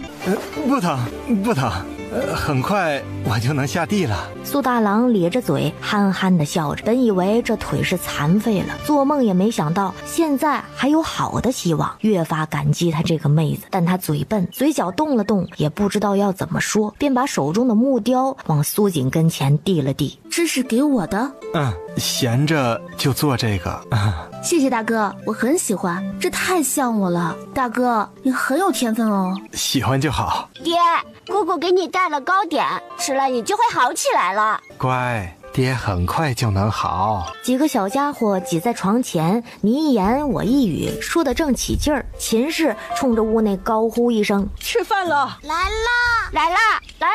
这会儿已是傍晚，看着这一桌子肉配大米饭，伴随着孩童的惊呼声，天边的余晖洒落在这片农家小院之中，金灿灿的夕阳映得人心也随之亮了起来。数日之后，秦氏望着苏锦拿出的地契，半晌没回过神来。你一天天净吓唬你娘我，这么一大块地得多少银子？你买那块地做啥呀？那里偏还不好建房，你咋之前不问问，净瞎搞？娘，这是秋收那日来找我的人送来的报纸，不要银子，你放心吧，我们是有来有往的。他既然给了，就说明我值这么多，您不需要担心。现在呀，就帮我物色点人，把地给开出来，我准备在那里建个庄园，划几块地种田。他要种辣椒，以后再看看还能不能找到其他调味作物，通通给他种起来。哎呀，那需要不少人嘞。我明日去你舅舅那问问看，看他们有没得空。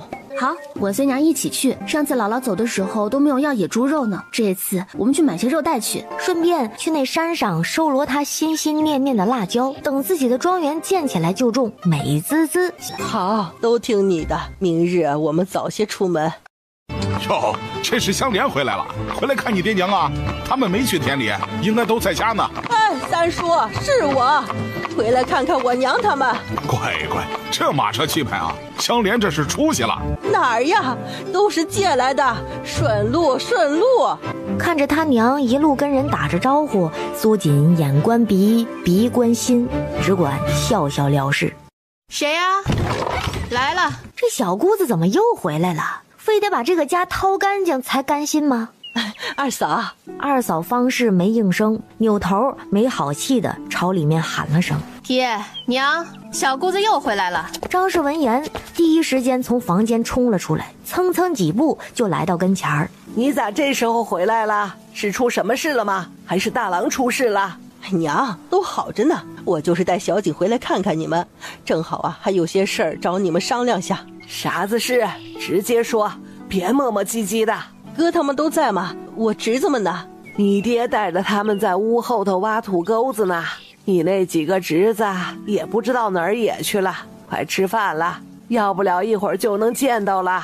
正说着，秦老头一身泥土的从屋后走了出来，他看见女儿顿时一喜，赶紧拍拍身上的土，直接笑开了脸。他这辈子生了3个儿子，又得了5个大孙子，也就秦香莲1个闺女，那能不喜欢吗？看了就高兴。香莲回来了，吃了没？让你三嫂去做。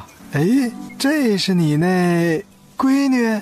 盯着苏锦看了看，也没多说，转头冲着厨房喊道：老三家的，多做几个菜，屋后的鸡蛋多拿几个出来。厨房内的人瓮声瓮气地应了一句，便没再言。对，爹，这是苏锦，我闺女，带她回来看看，找我哥他们商量点事儿。就在这时，门口一阵嘈杂，几个半大少年嘻嘻哈哈地窜了进来。不到饭点不知道回，一大早就出去野，有本事吃饭也别回来，一个个当自个儿屎壳郎成精，在外面滚粪球玩呢。奶，咱家门口停辆马车，谁的呀？看不见你们姑姑回来了吗？过来叫人。4个小子学着他们奶奶，蹭蹭几下就窜到了秦氏面前，热情地叫着姑姑。秦锦有些愣，这一家子还真是阳盛阴衰呀，男娃子也太多了。娘，我带了些东西回来，中午啊，咱吃顿好的。姑，这是你家的马车呀，好气派呀！哦，有肉啊！姑，我们帮你搬。对，我们拿娃力气的，我们来拿。嘿，本还想感叹这群小子挺勤快的，结果听到这么一句，苏锦当场就不乐意了。我一个大女子，还比不上男娃不成？将东西往怀里一搂，就往秦家屋内冲，丝毫不给几个小子表现的机会。几人当场愣住。这表姐有点虎啊！别瞎说，小心咱奶捶你啊！小姑子，你这是发财了？没，这些都是小景买的，孝敬他姥姥姥爷，顺便有些事儿想求大哥他们帮忙。这啥事啊？我去给你把人叫回来。说着便朝着屋后跑去。不一会儿，几个体格颇为壮实的汉子跑了过来。小妹，啥事儿啊？这还兴你专门跑一趟？你找个人带句话回来，大哥就过去了。大哥、二哥、三哥，既然你们都在，那我就直说了。苏锦他有块地需要找人开荒，想雇你们去帮个忙。我还当什么事儿？就这，说什么雇佣啊？直接说一声就成。明天不，待会儿我们就跟你回去，这开荒不费什么事儿。三哥秦海也跟着点头，他还以为小妹家又出了啥事儿呢，虚惊一场。虽几个舅舅说不要什么工钱，但是苏锦却不能这样，也没多言，到时直接给了或者买上些东西都是可行的。我们也帮忙。秦氏笑了笑，没有拒绝，到时再把侄子们的工钱也算上，也能让他们多一笔收入。哎，好，到时姑姑给你们做好吃的。厨房里，秦家几个儿媳一阵忙活，那动作都比之前麻利的手下生风的。在一家子的期待下，饭菜很快被端上了桌。望着一盆油汪汪的大肉，秦家一众眼睛都发绿了。一年到头也沾不上几次浑水，这可是过年都吃不到的硬菜。一顿饭吃的可谓是热火朝天，连往常对着秦氏没多好脸色的三个嫂子都不再横眉竖眼的挑刺。没有什么事儿是一顿肉解决不了的。他吃完饭跟他娘打了声招呼，便朝着山头前去。秦家几个小子见状，猫着身子全都跟了上去。小姐，你去那山头干啥？那里边没什么好物，再深一些的不能进去的，奶要是知道了，非打断我们的腿不可。放心吧，不会有事的，我进去看看就回，你们先回去吧。说着，一个翻身就越过了护栏。几个小子有点懵，这他们还要不要跟着呀？不跟吧，回去他奶要是知道他们没拦住，要被打死吧。跟上去吧，回去好像也要被打死。唉，这女娃子怎么比他们这群男娃子还虎呀？这山没老猎户带着，是能进的吗？你们先回去，我跟上去看看。说着，三两下就爬过了木栏。哥，我们也去。宿主，那群秦家小子都跟上来了。确定下方位，等着他们。好的。苏锦斜靠在一棵大树旁，待见到几只黑兽的人影时，伸了个懒腰。小姐，你在这儿啊？哎呀，幸亏追上了！快，跟我们下山吧，这里怪吓人的。你们紧跟我，别随意走动。我们不回去啊！别废话，想吃肉就跟上。系统，帮我多注意这几人。放心，有我在，没问题的。小姐，你咋又上山了？老，这个是跟秦山哥他们一起打的，您留着吃或者拿去卖都成。反正他想要的辣椒已经找到了，让系统已经全部收到空间里了。娘，你看！秦五郎说着，就把怀里裹着的野兔露了出来。我的老天，你们这全都是山上弄到的？屋子里的人闻言都围了过来。对，娘，表姐可厉害了，嗖两下那袍子就完犊子了。当初娘回来说小锦这孩子天生力气大，我还不信呢。你这本领不当猎手可惜了。苏锦挂着尴尬的笑，他还是觉得自己刨地种田更厉害，突然有些想念自己的小锄头了呢。瞎说什么玩意儿？有你这么说女娃子的吗？秦大舅摸了摸自己日渐皮实的后脑勺，不敢再说。出发的时候是2个人，回来的时候一个马车挤得满满当当。开荒说起来容易，却也十分费时费力。为了早日弄完这一大块地，苏锦想起了一直被他遗忘的三爷等人，一番武力镇压，将人全打包过来开荒。乖，这里要多少银子？这苏锦是真发达了，苏家这是要起来了。呸，还不知道哪弄来的银子，也就算吧。还别说这苏锦虽然年纪不小了，但是人家模样出挑。我娘家有个外甥，可是在县城里的大铺子做活的，我瞧着很是般配。我得回去问问。余下几人一听，眼露精光，纷纷打起了心思。他大哥的腿如今恢复得很好，莫大夫隔几日便会上门看看，没什么意外，明年夏天就能下地走动了。苏小弟和苏妍也在前几日被秦氏送去了村里的私塾识字去了。苏锦收到了知县府小姐的传信，邀请他前去，看来是要来活了。这就是我跟你们提过的苏锦。苏锦，这是我外祖家的2位表姐，柳文绵、柳文霜。我之前的事2位表姐都已清楚，就想着问你求些药。苏姑娘有理，听闻你有可去除斑印的良药，不知这刀疤可有办法去除？系统，这药丸能去刀疤吗？这个嘛，也要看它疤痕大小，如果太大了，效果还是要减弱的咯。你可知这疤痕多长？具体描述下。是一男子，其刀疤在脸部，从小就有，从眉尾至下颚处。姑娘，你看可有办法？苏锦心道，这是占据了半张脸呢，也算是从死神手中捡回的命了。可以，但毕竟情况严重，效果可能没有江姑娘那般好。他们用的药丸也是不同的，好，有办法就好。多谢苏姑娘，回声必有厚报。这样，他的北清哥哥就有救了。苏锦见正事说完了，石桌上还只有些茶点。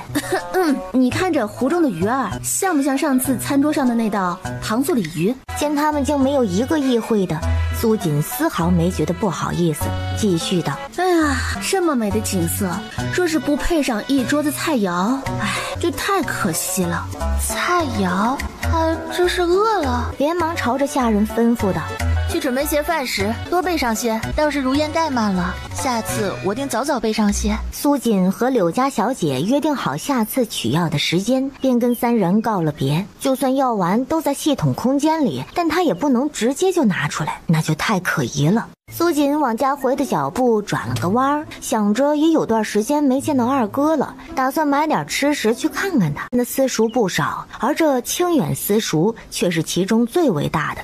苏策低垂着眼眸，像往常一样照例将抄好的书收起，准备一会儿拿去旁边的书院那里售卖。刚跨出房门，便被一群人拦住了去路。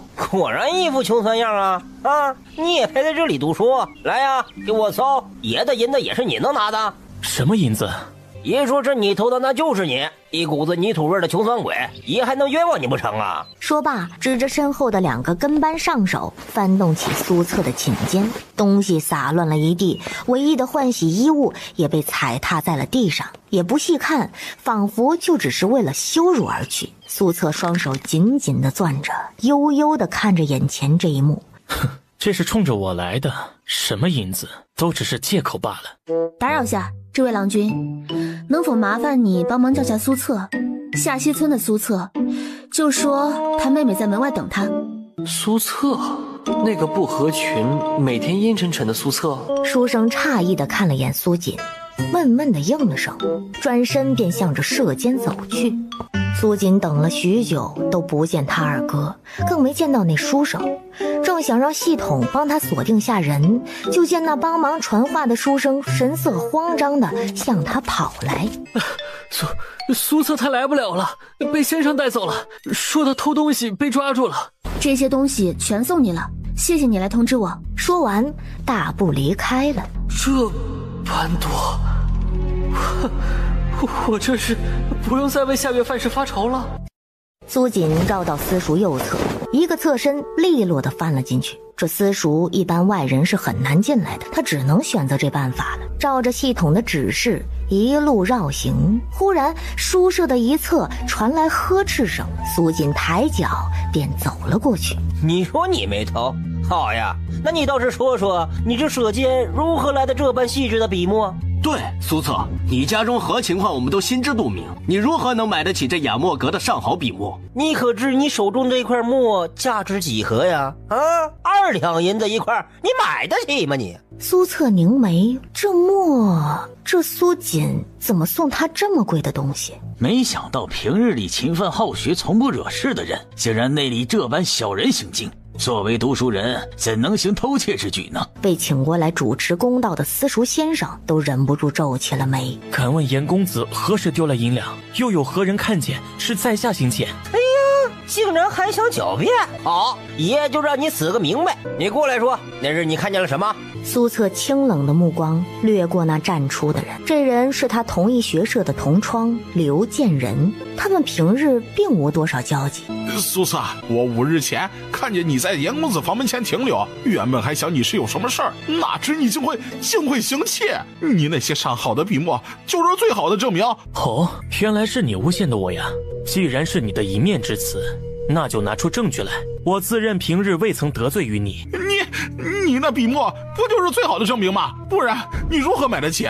宿主，请不要犹豫，立刻马不停蹄地给这狗东西一脚，让我爽爽。安排。苏策刚想解释，苏锦拨开人群，从一旁的众多学子中挤了出来。我隔得老远就能闻到贱人的气息，你买不起的东西，不代表他人就不配有。看见没？这张银票，你觉得他能买多少副笔墨？苏策是我亲哥，我乐得给他买。就你这脑子还读什么书？回家养猪去吧。你是何人？这书院也是你这种女人能来的地方吗？是啊，你怎么进来的？书院不许外人进出。苏锦，快回去。苏锦拍了拍二哥的肩膀，没言语，而是转头看向坐在上方紧皱眉头目光不善的私塾先生。苏锦见过先生，我如何来的这不重要，稍后再说。现在是你们私塾间公开污蔑学子，还任由这个贼眉鼠眼的书生胡言乱语，这件事既然无公道可言，还是报官吧。先生，这私塾怎么能让女人进出，有辱斯文呢？还请先生做主，将他赶出去。私塾主教先生看着这一场闹剧，早已厌烦，心头很是窝火，呵斥道：胡闹！私塾乃文人雅致之地，怎容你们在此寻火？刘介人，你收拾东西离开吧，今日之事就到这里了。这位姑娘建议的很好嘛，把她给爷拖到县衙去。杨公子，不是我，都是误会啊！这位姑娘不知如何称呼啊？苏锦也笑着看着他，指着地上早已被打翻的砚台，拿到他面前，只听咔一声，竟掰断了，严星眼珠子差点掉出。姑娘打扰了，告辞。让你走了吗？啊，不会说对不起呀？你敢这么对我，是想死吗？你看我如今的样子，像是不敢。只见那刀都不易劈开的砚台，在他手中竟化为了粉末，四下瞬间一片寂静。严星面色肃然，再无半点嚣张，朝着苏策的方向说了句对不起，一溜烟便没了影。苏锦挑了挑眉，向四周的书生一一笑着看过去。日后谁还敢欺负苏策呀？他是骨灰都能给扬了。苏策面色平和地看着这一幕，目光变得温柔了许多。不管他是不是从前的苏锦，他都不在意了，他就是他妹妹。虽然为人强势，却也更温暖，像天边的烈阳，照亮了家中每一个人，也照亮了他的心。哎，系统，你那儿有辣条的制作方法吗？馋了。辣条？对呀，说来奇怪，就突然很想吃辣的，再带点酸就更好了。已经找到了辣椒，怎么能没有辣条呢？梗啾啾越吃越上头。等我回去先试着做做，你帮我找找制作方法，别以为我不知道，你经常背着我刷抖音。我只能叙述给你哦。这种事儿其实是不被系统规则上允许的，容易打破世界的秩序。行，配方差不多就行了，很多调味是这个时代没有的。一人一桶聊得正起劲儿，突然瞟见马车前方的路上躺着个人。苏锦皱眉，跳下马车走上前去。老爷子，醒醒！看着呼吸正常，眼珠子还在乱动的白发老者，苏锦心情有些复杂。这装就不能装像一点？您这眼珠子，他难道是有自己的想法？苏锦见人还是不动，上了马车，掉头换了一条路走。可这还没多久，只见原先躺在地上的一老者，脚步飞快地窜到马车前，身子一歪，又躺了下来。苏锦他确定了，这明显就是碰瓷儿，还是演技拙劣的碰瓷儿。老爷子，你有什么话就直说，天快黑了，我还等着回家吃饭呢。白发老者一听到饭，立即跳了起来。没错，是跳，那架势比年轻小伙还利索。用膳。说罢，可怜兮兮地看着苏锦。这可怜的小眼神谁受得了？他能干净利落地收拾渣渣，心肠很硬，却对这样的老人毫无办法。唉，您家在哪儿？我送你回去。不记得了。你是忘记家在哪儿了，还是什么都不记得了？都不记得了。用膳。用膳？什么人家会说用膳呢？好了，怕了你了。走吧，那你先跟我回去，我再帮你找找亲人，总不会是凭空冒出来的吧？小姐，这是娘，这位老爷子是我半路上遇到的，什么都不记得了，看他可怜就带回来了，我明天就带他去找找亲人。您贵姓啊？别担心，今晚就住我们家吧。明儿一早让小景带你找人。用膳。用膳？您的意思是饿了是吧？你先进来，我去做。苏锦又多下了碗面，打了2个鸡蛋。瞅着这会儿正襟危坐的老爷子，显得他们家这木凳子都高级了起来。这老爷子该不会是什么官老爷吧？老爷子，您真是什么都忘了？面对一问三不知，现在还一副大爷样子的老爷子，苏锦是真的头疼。但凡换个年轻点的，他也不至于如此憋屈。系统，谨慎地问一句，这个世界没有什么修道之人吧？放心，宿主，这世界没有灵气，不存在修行之人，最多有些骨骼精奇的习武之人。那老爷子这是在修行寂寞？这是养生吐纳之法，就类似于现在的冥想、打太极一类的功效。他不是失忆了吗？还带选择性呢？这话系统没法回，因为他也不晓得。小锦起来了，说着向苏锦示意，让他看向院中的人。娘，老爷子这是在养生，不然人家能这么大年纪还生龙活虎的，但都是有原因的。秦氏似懂非懂，也不再问，转头便忙回去了。夫人，有您的信件，是刘府文霜小姐派人送来的。进。婢女春雨恭敬地将手中的信件递上，去请大少爷过来。陈北清闻讯心下诧异，来得极快。母亲，您这是何事传唤儿子？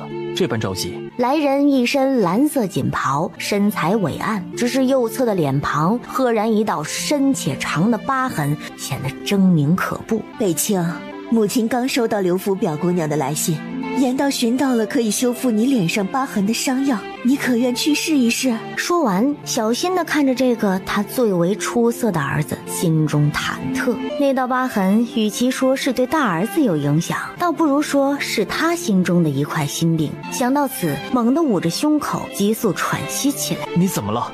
可是又不舒服了？娘没事，老毛病了。刚才说的是你如何想？见他娘这般还在惦记着自己，陈北清哪里还会拒绝，连忙安抚道：好，我定前去查探消息。娘，你好好休息。这次传信来的刘府姑娘，本是府上二房夫人的侄女，是万万没胆子在此事上信口开河。为了安他娘的心，那便去看看吧。好，那柳姑娘虽是未曾打过交道，却也在二房那儿远远见过，听闻是个好姑娘，断然不会无的放矢。你去看看也好。是，母亲。娘，你那糖放少了，刚才的味道还差那么点甜味儿。哎，大嫂，你做的这个辣椒放多了，这都能把人当场送走了。不行，再重新来。苏锦一边尝着，一边煞有其事地点评着：小锦啊，这叫辣条的东西也太难做了吧，这么多调料，还要用到粮食，娘嘞，这得多金贵呀！这玩意儿又是油又是糖的，还有这个叫辣椒的，这也太能霍霍了。他不赞同地看了一眼他这小姑子，叹了口气，还是认命的继续揉面。配方都是系统找来的，因为这个时代很多材料都没有，只能不断的尝试简化。不过幸运的是，他在山上找到了孜然和花椒，不仅可以做辣条，这火锅也可以整起来了。开个辣条小作坊，再开家火锅店，完美。目前还只是确定配方，等到他庄子建起来，辣椒、孜然、花椒大面积种起来以后，他要让这个时代也体会一下被辣条支配的魔力。越想越美，他又叉腰笑一会儿。被苏锦带回来的老爷子悠悠地望着这个独自傻笑的女娃，像是在看一个傻子。迎着目光，苏锦立刻收敛笑容，假意正经地咳了咳嗓子。老爷子已到苏家10来天了，最初苏锦还会每日积极地帮他寻亲人，后面也就放弃了，默认他住了下来。平日除了吃饭也不多言，直到几日前发生的一件事儿，彻底改变了他在众人心中的印象。你这也叫文章？这字也堪为字？5岁的孩童都比你写得好，这些年你就学了些这个？苏策被老爷子突然爆发的气势吓得愣在原地，不敢动身，也不敢反驳。不知为何，竟真的感觉到了羞愧，乖乖地低下了头。苏策要说学问，还真没有多差，至少在私塾是排进前几的。老爷子也不言，拿过苏策桌上的笔墨，大笔挥洒了起来。苏策和苏锦凑了过来，就连刚刚到门外的苏家众人也都伸头过来看。先生，您究竟是何人？您这字就算是我们书院壁挂上珍藏的那幅东晋的真迹，都不及这10分呐。说完后退一步，恭敬地朝着老爷子就是一拜，目露崇敬之色。他妹妹到底带回来了何等人物啊！老爷子这次难得没有装沉默，便大摇大摆地走出了房间。刚至门外，转头看着还在激动的苏策，吩咐道：往后每个休沐日过来寻我。苏策，谢先生指点。老爷子没有理会身后的惊呼，大步离去，就当是住在这里的报酬吧。从那以后，他娘秦氏更是拿出了看家本领，饭菜更是精细了不少，俨然是把老爷子当大佛供了起来。这一晚上的梦搅得他脑袋都疼，梦里2条胖龙还有1只胖锦鲤，竟为了他要做谁身上3只打得不可开交。这他娘都什么乱七八糟的梦啊，毫无逻辑可言。看来今日不仅要去给柳姑娘送药丸，还得去找个大夫看看，怎么见天的睡不够啊？这穿越后遗症也太久了吧。景啊，你这也不要太辛苦了，庄子不是快要建好了吗？也不需要你天天去看着呀，你舅舅他们会给你盯着的。秦氏看着女儿每日犯困，还当是平时太辛苦的关系，忍不住一阵担心。舅舅他们又早起去干活了，娘，我再给你些银子，你多备些好的吃食，工钱咱多给点。那还用你说呀？放心吧，吃的好着呢。上次回去啊，你姥姥还说他们几个出去干活，竟然给自己整胖了。哎呀，当时他们在偷懒呢，一人一个嘴巴子嘞。听着秦氏学着他姥姥说话的语气，边说边比划，苏锦乐得嘿嘿直笑。周姑娘，你可算来了，药丸带来了吧？这效果可能会不如江小姐那般，会留下些浅淡的印子。柳文双见苏锦说辞如此笃定，也算心中大定。苏姑娘，大恩不言谢，这报酬你尽管开口。就铺子吧，丰原县东坊市那块的商铺，至于具体的，柳小姐看着来就好。这钱有了，地和庄子也有了，就差铺子了。齐活他自己固然可以买，但是手续繁多，且好的地段并不是只有钱就可以买到。但对于能和知县府结亲的柳家来说，这不过是小事一桩。定如姑娘所愿。苏锦想到自己还要去医馆，便起身告辞。这厢刚走，柳文双也面色急切地朝着一处酒楼前去。望东楼作为丰原县目前最大的酒楼，其菜色自是不必说。苏锦点了道酸溜肉和炒青笋，慢悠悠地吃着。而在这仅一墙之隔的雅间内，刘文双将一药瓶递到面前的男人身前，柔声道：“这便是内心中所说的药丸。当初丰原县的千金就是得了这种药丸，面容才得以修复。”随后缓缓地讲述了江如烟的面部变化情况。世间既还有这般奇药，倒是叫我更好奇那女子的身份。那女子不过是一农家之女，并无特殊。想来这药也是求人所制。只是农家女吗？能拿出这般成色的药丸，就算并非亲制，又怎会是普通农女？此番还要多谢柳姑娘，不管这药效如何，我都承姑娘的情。姑娘日后若有所求，当尽力而为。说罢起身行了一礼，便准备告辞。这一趟过来，也算是完成了母亲的嘱托。陈公子请稍等，你还记得2年前在清平观救下的那一架马车吗？小女就在其中，多谢公子当日相救。陈北清离开的脚步微顿，并未回头，道：“举手之劳。”随即抬起右手挥动2下，便大步离去。柳文双神情失落，痴痴地望着离去的背影，心中怅然若失。下次再见，不知要到何时了。哎，那人的脸倒是不多见，竟与柳家小姐所描述的很是相像，便不由得多看了几眼。陈北清自小习武，感知何等敏锐，忽然抬起头，如鹰的利眸猛地直射而来。被发现喽！苏锦翻了个白眼儿，淡定地转开视线，丝毫没有不好意思，起身离开了位置。而下方的陈北清眼中的神色却从不悦变得慢慢疑惑起来，瞧着这女子怎么这么眼熟，还不待他踏步前去细瞧，人已经收回视线离去了。是母亲，对，是像我母亲严氏那双眼睛。想到此，陈北清猛地望向窗子，疾步而去，看到早已无人的座位，拉住正在收拾的小二，便问道：“这里坐着的姑娘呢？”小二不悦地抬起头一看，险些被这狰狞的面容吓得跳起，在陈北清锐利的眼神中赶忙低头，颤音道：“那姑娘已经走了，就从那偏门走的。”闻言转身便去追。原来是姑娘你啊！那日之事还要多谢姑娘相助。苏锦知道他说的是那日扶人之事，毫不在意地说道：“我也收了报酬的，不足挂齿。毕竟那日的药费还给自己免了呢。”姑娘今日前来，可是有不舒服的地方？我这整日犯困，这算不算什么毛病啊？总觉得自己睡不够，你帮着看看。可是食量也有所变化，口味特殊。对，是有这样的情况，我这是……请姑娘把手放在脉案上。片刻，冯大夫起身，抬手抱拳道：“恭喜姑娘，你这是有孕了，有2月左右。”他是幻听了吗？这位大夫刚才在说什么？啥玩意儿？他宿主从哪来的孩子？他不是天天跟着的吗？不对，他刚绑定那几天，发现绑错了宿主，曾经切断过联系一阵子，就那么几天，他家宿主就弄出个孩子。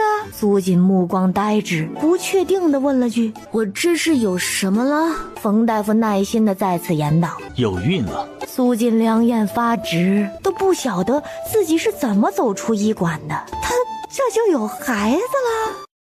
小侄女妞妞第一个冲了过来，甜甜的笑着。苏锦一动不动地盯着她瞧，心中猛地开阔了许多。算了，都已经这样了，再想多也无用。小孩子嘛，还是挺可爱的，生下来就养着呗。姑姑，有婆上门。妞妞小手指了指里面，苏锦瞬间意会这是有客人上门呢，一把将她抱起，逗得女娃哈哈大笑。你可悠着点儿。放心，我这身子壮实着呢。系统见他心里有数，也不再说什么，扶了扶镜框，埋头翻起了育儿宝典，收录各种育儿帖，俨然一副要把自己发展成养儿系统的架势。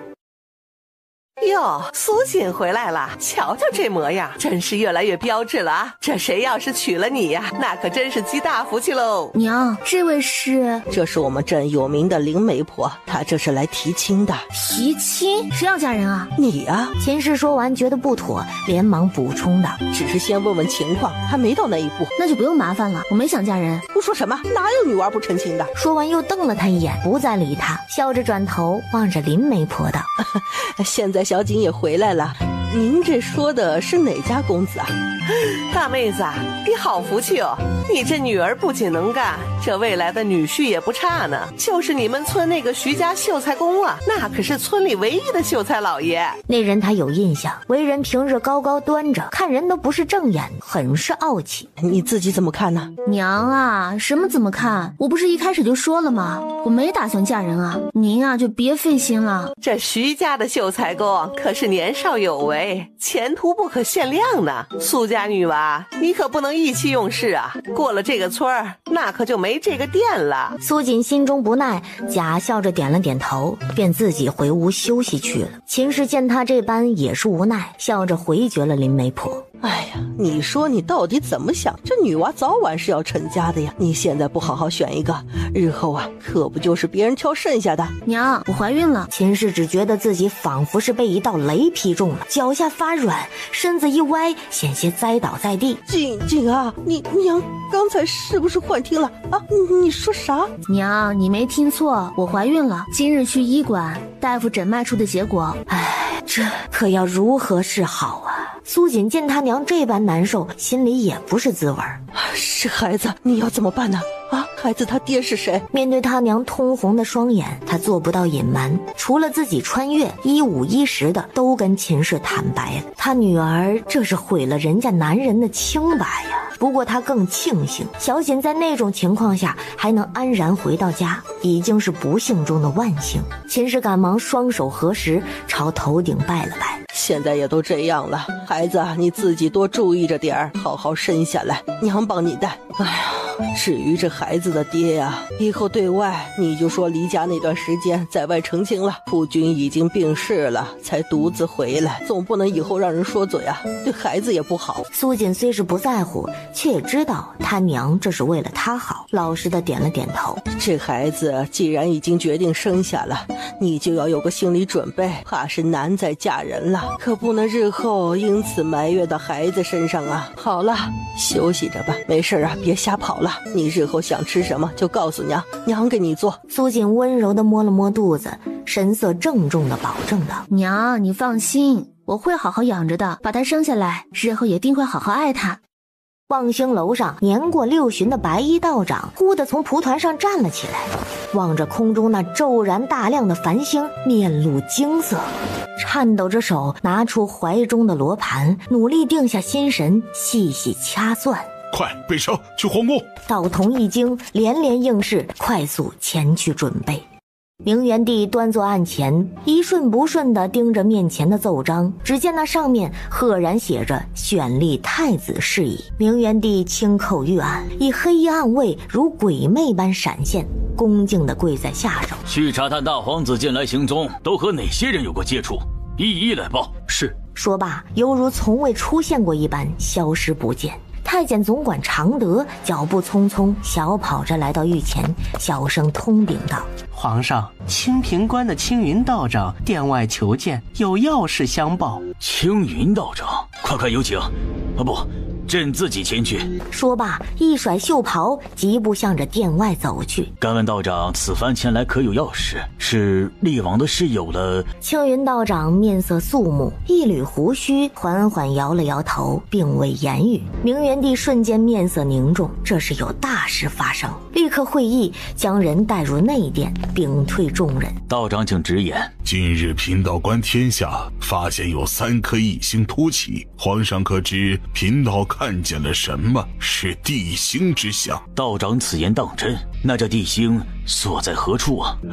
说只是1颗也就罢了，贫道都以为是自己看花了眼。难道还有1颗、2颗地星？怎么会呢？此后贫道又测了一卦，确实是双星降世，福星高照之象。这是从未有过的奇观，不知是福是祸呀？这天下难道是将大乱了吗？异星所在，道长可有推测？贫道测算不出。此3颗异星早在2月前便已出现，隐隐地挂在空中，周身很是晦暗，只在今日不知为何光芒四溢，突然显现，才让贫道窥见1二。道长曾经不是说过厉王有帝王之相吗？为何这又出了这3星？厉王犹如龙哥浅滩，须经死劫方可翱翔。皇上无需挂心，厉王死劫已过，至于这1星，请恕贫道无能，天机不得窥见呐。听闻厉王死劫已过，明元帝顾不得再想异星之事，神色大喜，连连叫好。好，这个是朕近来听闻最好的消息。隔日一早，常德便带着皇帝的谕旨来到厉王府上，随行的侍卫抬着一箱箱东西，看上去格外隆重。名单上的人一个不留，下去吧。这些前世背叛过自己的人，他定会给他们个痛快。侍卫心惊，闻言躬身应是，闪身退下。见厉王处理完要事，官家立刻上前通禀：王爷，常德公公领旨已在外候着，您看。传。常德手持谕旨，疾步走来，见厉王就要上前接旨，忙后退行礼，像往常一样满脸堆笑道：圣上嘱咐，厉王殿下不必多礼，圣旨交由您自己细看，不必宣读。明觉面容舒展，心里无奈地叹了口气，早已习惯了。圣旨上的内容格外家常絮叨，字简直密如针眼。他父皇果然没变，还是一如既往的一写就停不下来，直到跳过前端，看到最后结尾处，才知晓事情始末。青云道长身具一番玄妙本领，能掐会算，前世也曾被父皇请进宫中为他批言，所以这死劫之事，他比任何人都要清楚。明觉眉头紧锁，思考着这3颗异星是从何而来。前世也未曾听闻呢，难道是和他的重生有关？王爷，臣府有消息了。陈新月一直在寻一人，据描述是一位农家扮相、面容秀丽的女子。此女子曾去过陈府后，便再没有出现。奇怪的是，隔日陈新月便出动江湖上下3流的打手寻人，至今还没有消息传来。加派人手，在她之前找到此女子，我要知道她的目的。是。明胜那里，将幻武派过去。既然他那么喜欢装废柴，那就让他废柴到底。左翼不敢有意，应声连忙去办。而制造京城这一切异状的本尊，还远在乡野，正呼呼大睡，心下做着美梦，也全然不知多少人正暗中寻他。眼下的平静还未被打破，一切都还是最初的样子。3个长相精致、眉眼灵动的小娃娃正坐在椅子上摇头晃脑地读着诗句，其中唯一的女娃娃噔噔噔跑到自己的同胞二哥跟前，奶声奶气道：二哥，我我不想背书，我想出去玩。先生这次要求你背的可背下来了，这次我可不会再帮你。我背下了，不行，你考我呀。随即也不看书，张口便问：几处早莺争暖树，后一句是啾啾啾啾啾啾。二宝心想，他就不该对妹妹抱什么希望，闷闷地转过小身子，不再理他。乖宝见二哥不理自己，歪了歪头，不知道自己哪里说错了。他不是接得挺好吗？他可是好好数过的，都是7个字呢。哼，你再不理我，我的小翅膀就要带我飞走了。说完，一阵风似的窜到书桌的另一旁，只见一个犹如福娃般的男娃睡得正香。大宝，快带我出去玩！只要是你想出去，就一定能躲开护院的人。看见吵醒自己的人是妹妹，也不生气。可是娘说过，不让我再带你出去。小小的粉团子一边捶胸痛哭，另一只小手悲愤地拍在椅子上，砰！椅子应声散架，徒留一地木板。这月第7把椅子，娘说过要从你月营里扣。女娃这次是真的哭了出来，她的银子已经扣到明年了。怎么了？怎么了？乖宝怎么哭了呀？姥姥看看。待看到地上散架的椅子，瞬间明白了缘由。哎呀，好了好了，不哭了。哎呀，我们乖宝呀，下次小心点，不弄坏就好了。看着这3个机灵可爱的娃娃，谁能想到竟是他女儿一胎生下的？想到当时的场景，仍旧心有余悸，觉得不可思议。这3个娃娃自出生以来就已经显出不同常人的天赋。刚满2岁时，便被苏锦之前收留的白发老爷子打包收入了门下，悉心教导，琴棋书画样样不落。尤其是二宝，看过就能记住，一学就会，天赋绝子。乖宝并没有受到特殊照顾，反而因为她是女娃，苏锦对她更是格外严厉。在她的认知里，女娃是要顶事儿的，继承了苏锦身上的某些特质，天生力大无穷。至于大宝，平日里对谁都是笑呵呵，似一个糯米团子般软乎乎的。尽管如此，却没人担心他会被欺负，因为这娃什么都一般般，唯独运气那是逆天了。出一趟门都能随意捡回1袋银子，读书也是平平，但是他会蒙啊，一猜一个准儿，那是真正的福星本星。娘，乖宝没在哭，我只是笑得不明显。大宝和二宝见到苏锦，也赶紧迈着小短腿一前一后的跑了过来，甜甜的叫娘，小模样格外依恋。苏锦挨个摸了摸小脑袋，一转眼3个小崽子都这么大了，岁月不饶桶啊！苏珠，在生娃上我谁都不服，我就服你。系统见他无语，难得正色道：你有没有想过去找找孩子的爹啊？看这3个娃娃的天资，这爹想来也差不了。哎，再说吧，我现在抽不出空来，等何时我的店铺扩张到京城了，我再去找上一找也不迟，随缘吧。那太难了，你这一天天咸鱼塘，要不是有小管家在后面督促你，你怕是连丰原县都没走出吧？所以才将铺子开到江南那一带。你不上心，何时才能去京城？我看这爹是没戏了。轩辕老爷子呢？娘，今日先生没有来，不过我已经把课业完成了。我们二宝也太棒了。苏锦忍着笑意，拿着傲娇的小家伙没办法，对着他猛吹了一顿彩虹屁，才算完事儿。随即将视线转向另外2只崽崽，大宝笑得软乎乎，企图蒙混过关。乖宝则端坐在书桌前，小表情很是严肃，一副我很认真，你不要打扰我学习的架势。要不是看他册子都拿反了，苏锦可能真的信了。一个学霸，一个学渣，这还有个学苏。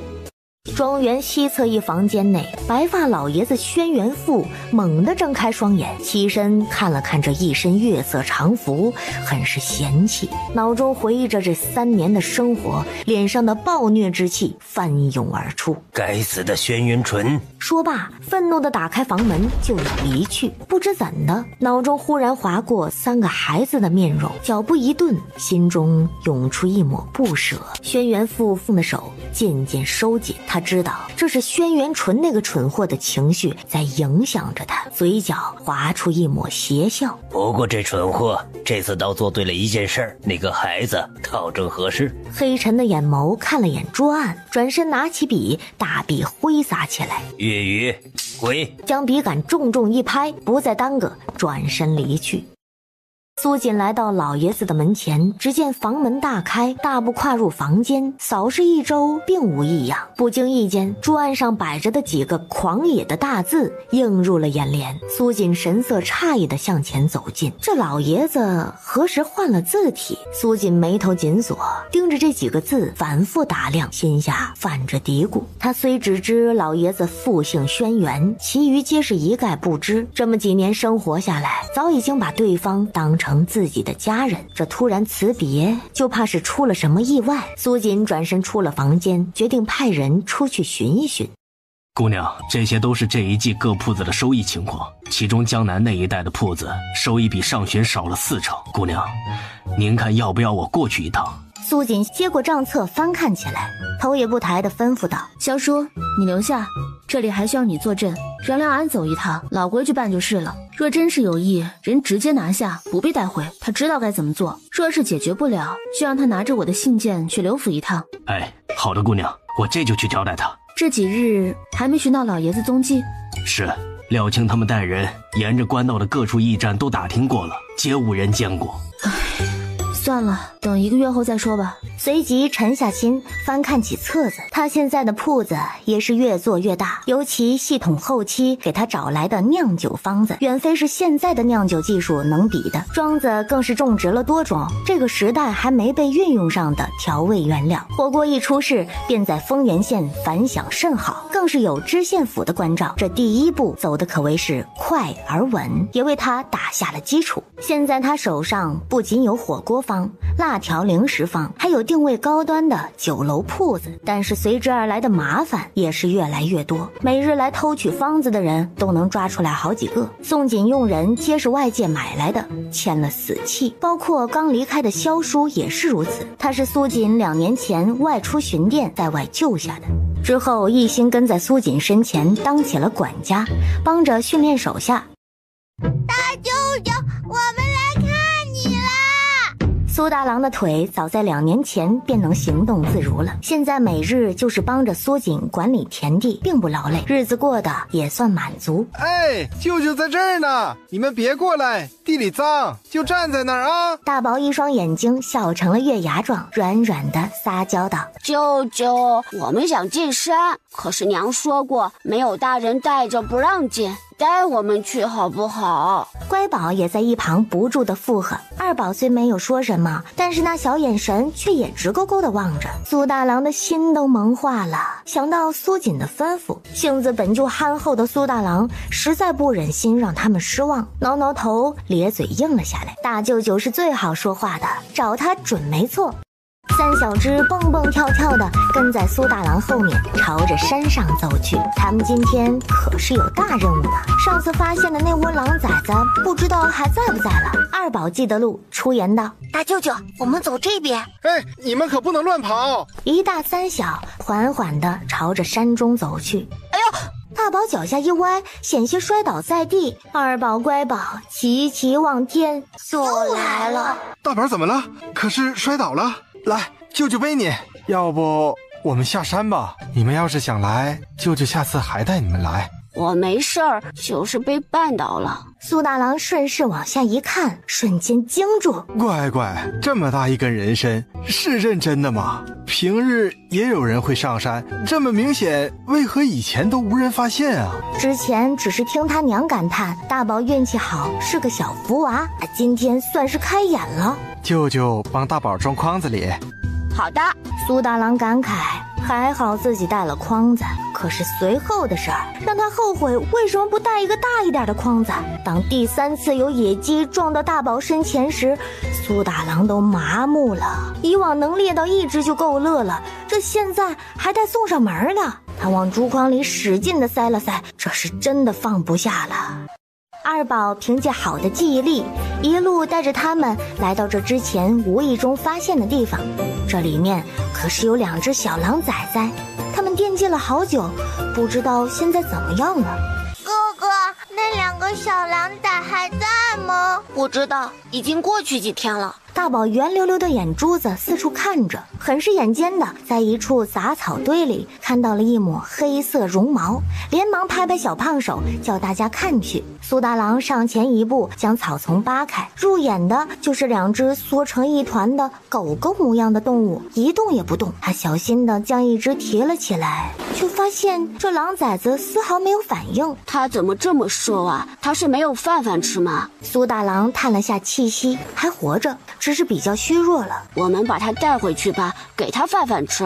3个小崽崽一致同意。苏大郎自是没异议，把另一只狼崽子也抱了过来。几人说着便往山下走去。谢谢舅舅。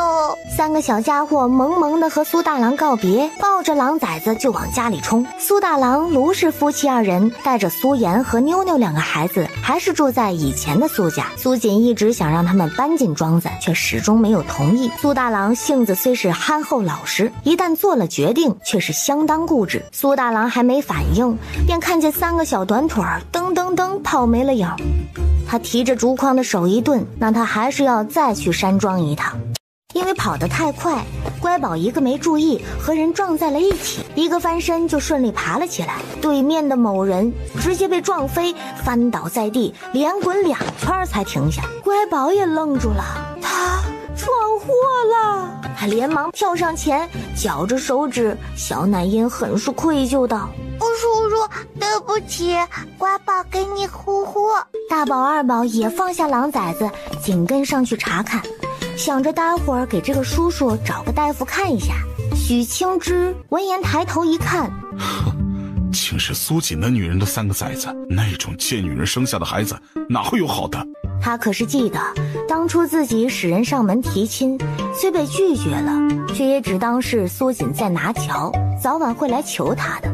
可没多久，便看见苏锦那肚子一天天大起来了。就算秦氏在外说是已经成亲，死了丈夫才回村的，可她不信，满心只感觉到屈辱。她竟差点娶了这种女人，顿时恶向胆边生。见四周没有路人，她伸出手，狠狠地按着女娃就往地上推去。这个女娃看着就是3个中最小弱的，要是被那碎石划伤了脸，就再好不过了。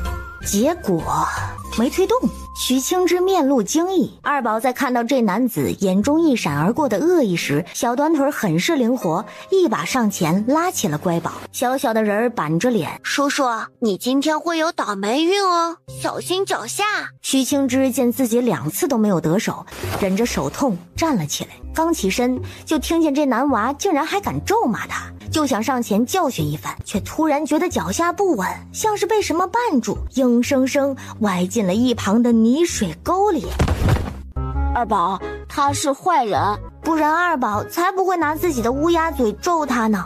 二宝听闻翻了个白眼儿，这蠢萌的样子，为什么要比自己早出生？我应该做哥哥才对，要不是运气好，早晚被人卖了。哼！二宝平时很少说话，一是性格使然，小脸一直是酷酷的，第2个原因就是他这嘴是好的不灵，坏的格外灵验。为了避免伤到别人，说话都是很谨慎的。苏锦也曾开导过他，就怕会憋出问题，但是小小的人儿却毫不在意，还是喜欢板着包子脸，也不知是向了谁。这边被拉到一旁的乖宝努了努嘴，有些不高兴。刚才可是帮他呼呼了好久，他居然还想伤害本宝宝，是我不可爱了吗？3人没理会摔在泥沟子里哀嚎的许清之，抱着小狼崽子颠颠地往家里跑。饭后，苏锦照例带着3个小崽崽午睡。没过多久，本该熟睡的乖宝悄咪咪地睁开了眼，小身子很是灵活地爬了起来，缩头缩脑地溜了出去。小小的人儿拿个小木棍到处戳，寻了个满意的地方，撅着小屁股挖起了坑。刚准备将手中的盒子埋进去时，一道身影挡住了视线。抬头发现是村里屠夫家的二狗子时，小小的松了口气，吓死宝宝了，还以为被发现了呢。这可是自己好不容易偷偷攒下的银钱，得藏好了，不然又得被娘当做椅子的损耗费没收了。唉，存点银子容易吗？我可真是太难了。面前的男娃扭捏着挪到乖宝面前，满心期待的道：昨天我送你小花花了，你说今天可以牵一下你的手的。有这事儿？我也就随口一说呀。他眼珠子一转，小手掐住小肥腰，小奶音故作惊呼道：那是昨天的乖宝说的，和今天的乖宝有什么关系呀？男娃瞬间迷茫，乖宝再接再厉，煞有其事道：何况那是昨天的你送的，和如今的你也没有关系呀。好了，乖宝要回去补觉觉了，以后我们不要再见面了。转身的瞬间，硬生生从眼角挤出一滴泪，小手一抹，唉，乖宝又失恋了，伤心，需要新的小哥哥安慰才能好起来。4岁的男娃已经被绕晕了，愣愣地待在原地，满脑子问号。昨天的那个我是谁？苏锦靠着系统的转播，远远地看着这一幕。一开始看他只是在藏银子，也只觉得好笑，但随后的一幕却让他这一颗老母亲的心十分复杂。这与男娃的对话，怎么就听出一股渣女的味儿呢？是他的错觉吗？毕竟乖宝才不到3岁，应该不至于吧。宿主，有人在盯着你，还是好几个人。哪天没人盯着？不过随即想到今日带着3个崽崽，还是小心些为好，嘱咐道：系统帮我锁定这些人，一旦近身立即提醒我。放心。西侧的一处半敞的雅间内，老大，我们什么时候下手？这苏锦为人很是谨慎，这次好不容易跟上了，早点解决了吧，雇主催得急也。哼，急什么？我们人都到了，还能让他跑了？告诉那人，要是再催，老子就不接这单了。我明沙哥何时出过岔子？是，老大您都亲自出手了，定不会有差池。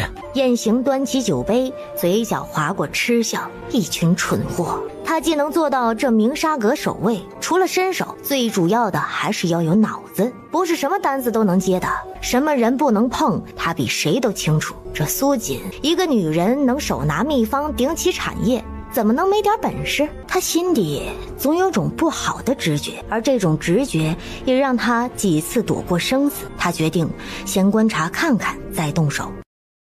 这边的苏锦一行吃饱喝足，买了一堆吃食，直奔清远私塾，正好可以在庙会前先去看看苏家小弟苏年。苏年如今已经快14岁了，已长成一副翩翩少年的模样。今年刚考中童生，未来一切可期。小舅舅，我们给你带了好多吃的，有你爱吃的千层酥哦。苏年看见3个小家伙，很是开心，抱起乖宝就要抛起，逗得他咯咯直笑。苏锦询问了些情况，关怀一番，没多做停留。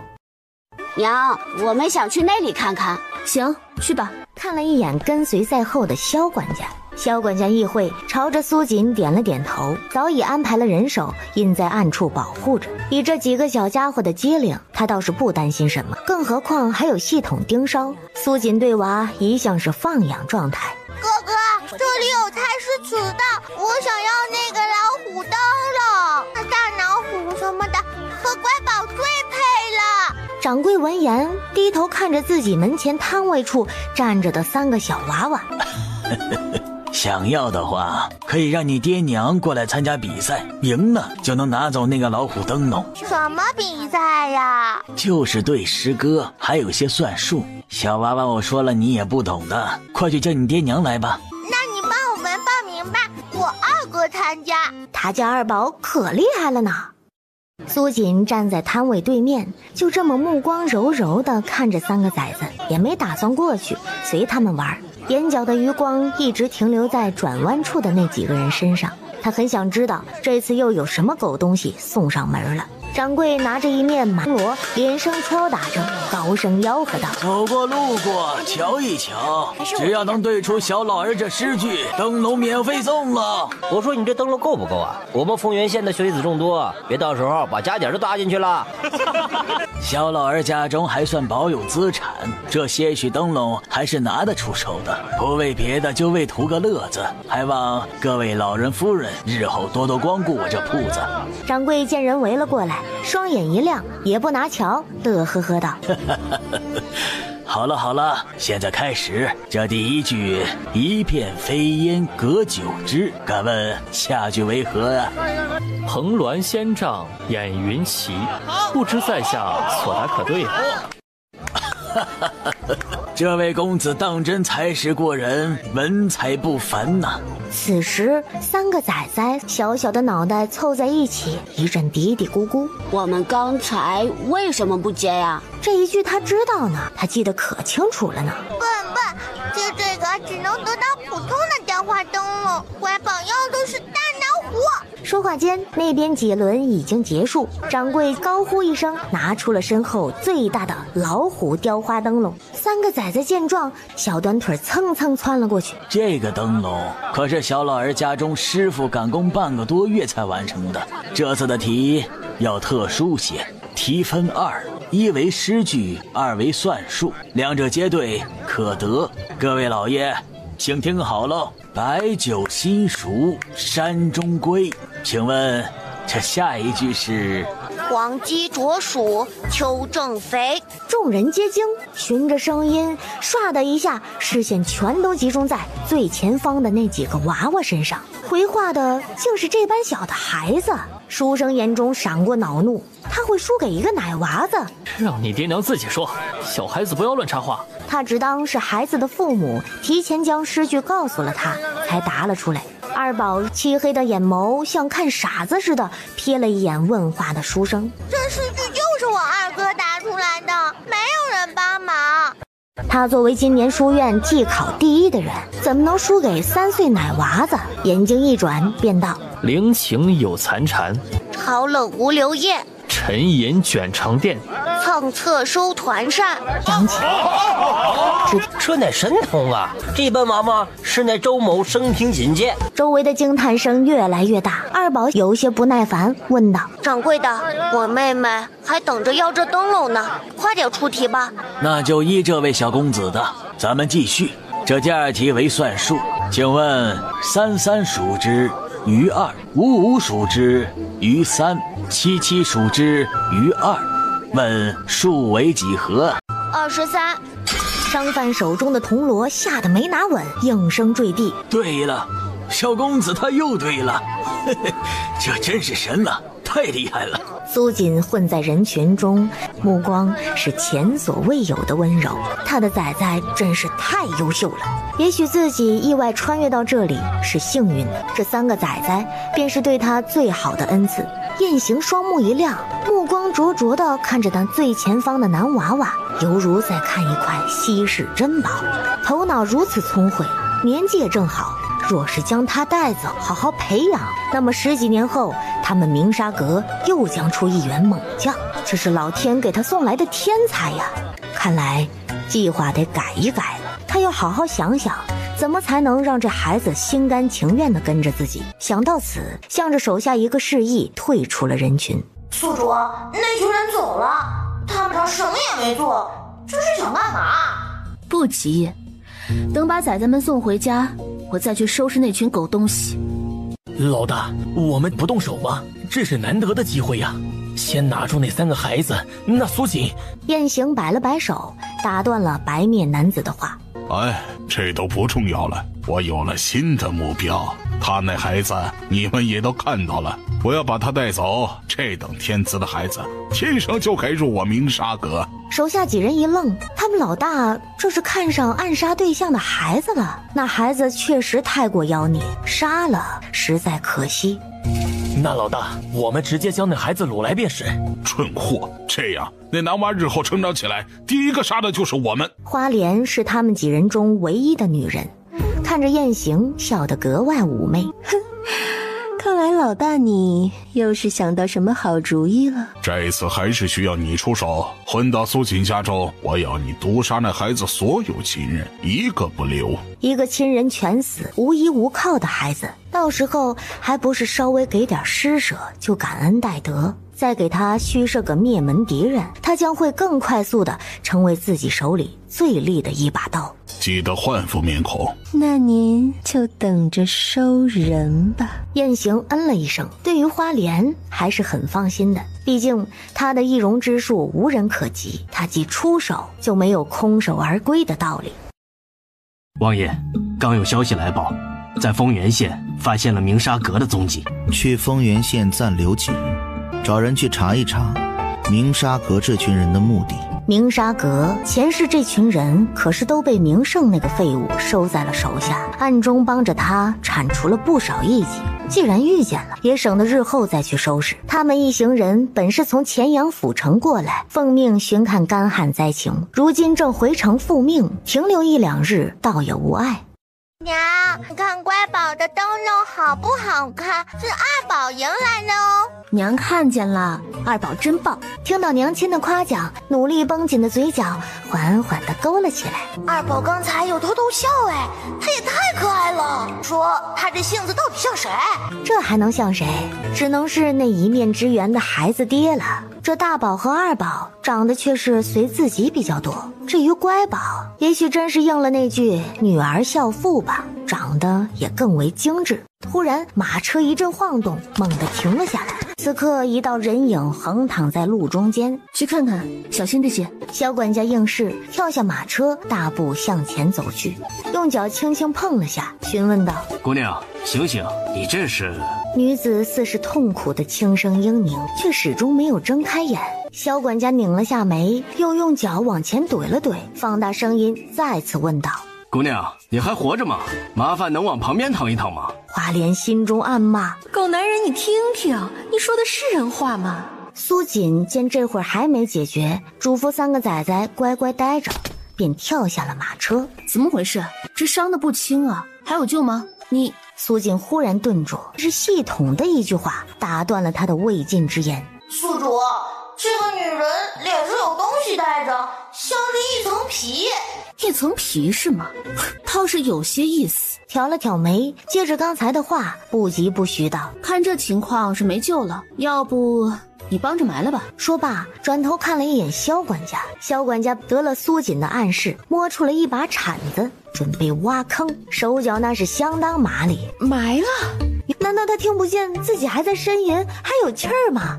顾不得再伪装，睁开了双眼，楚楚可怜道：是你们救了我吗？是啊，为此我们还付出了不小的代价，你要怎么报答呀？要不卖身为奴吧？他倒是要看看这女子打的是何主意。花莲虚弱地抬起头，眼中充满感激。小女子无以为报，愿为奴为婢，报答救命之恩。苏锦似笑非笑地盯着他，也算是知道了他的目的，接近他是吗？行，但愿你不会后悔。说罢转身回了马车。萧管家面露嫌弃，如拖死猪般将人拖上了车，给他在庄园外的棚子里找个住所。以后啊，这雅婆婆的活计就交给她来做，再帮雅婆婆安排分工。是。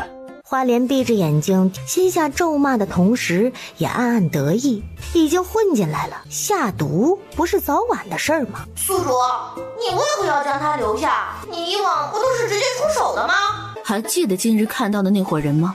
若是我没猜错，这个易容的女子便是其一。当时那些人匆匆离去，很不合常理，现在却只派一个女子孤身前来，只能说明他们计划有变。说只是想要我的命，大可不必如此费时。至于是为什么，我想很快就会知道了。隔日，萧管家阔步来到那紧挨庄子的一处草棚外，朝着草棚里威严的门拍了拍：你该去干活了。花莲也没做戏推拒，闷声的应了下来，心中不断的告诫自己再忍忍，再忍忍，颤颤巍巍的站起身，跟在了他的身后。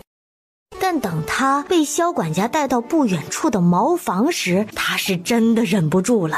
尼玛，让我挑饭，我可去你的！老娘不伺候了，今天非要把你们这群人都给毒死不可！花莲内心阴恻恻地想着，还是抖着手接过了萧管家踢来的粪桶。萧管家看着这个身子颤抖的女人，眼露鄙夷，扎心道：你怎么这么没用？这伤还没好，手脚又开始哆嗦了，别是有什么大病吧？你他妈才有病！你们全家都有病！花莲心中愤恨至极，一个没稳住，木桶重重落地，桶中的神秘液体飞溅而出。离得最近的花莲瞬间被糊了满身，面色狰狞地尖叫起来，下意识地想回头寻求帮助，可这身后早已没了人影。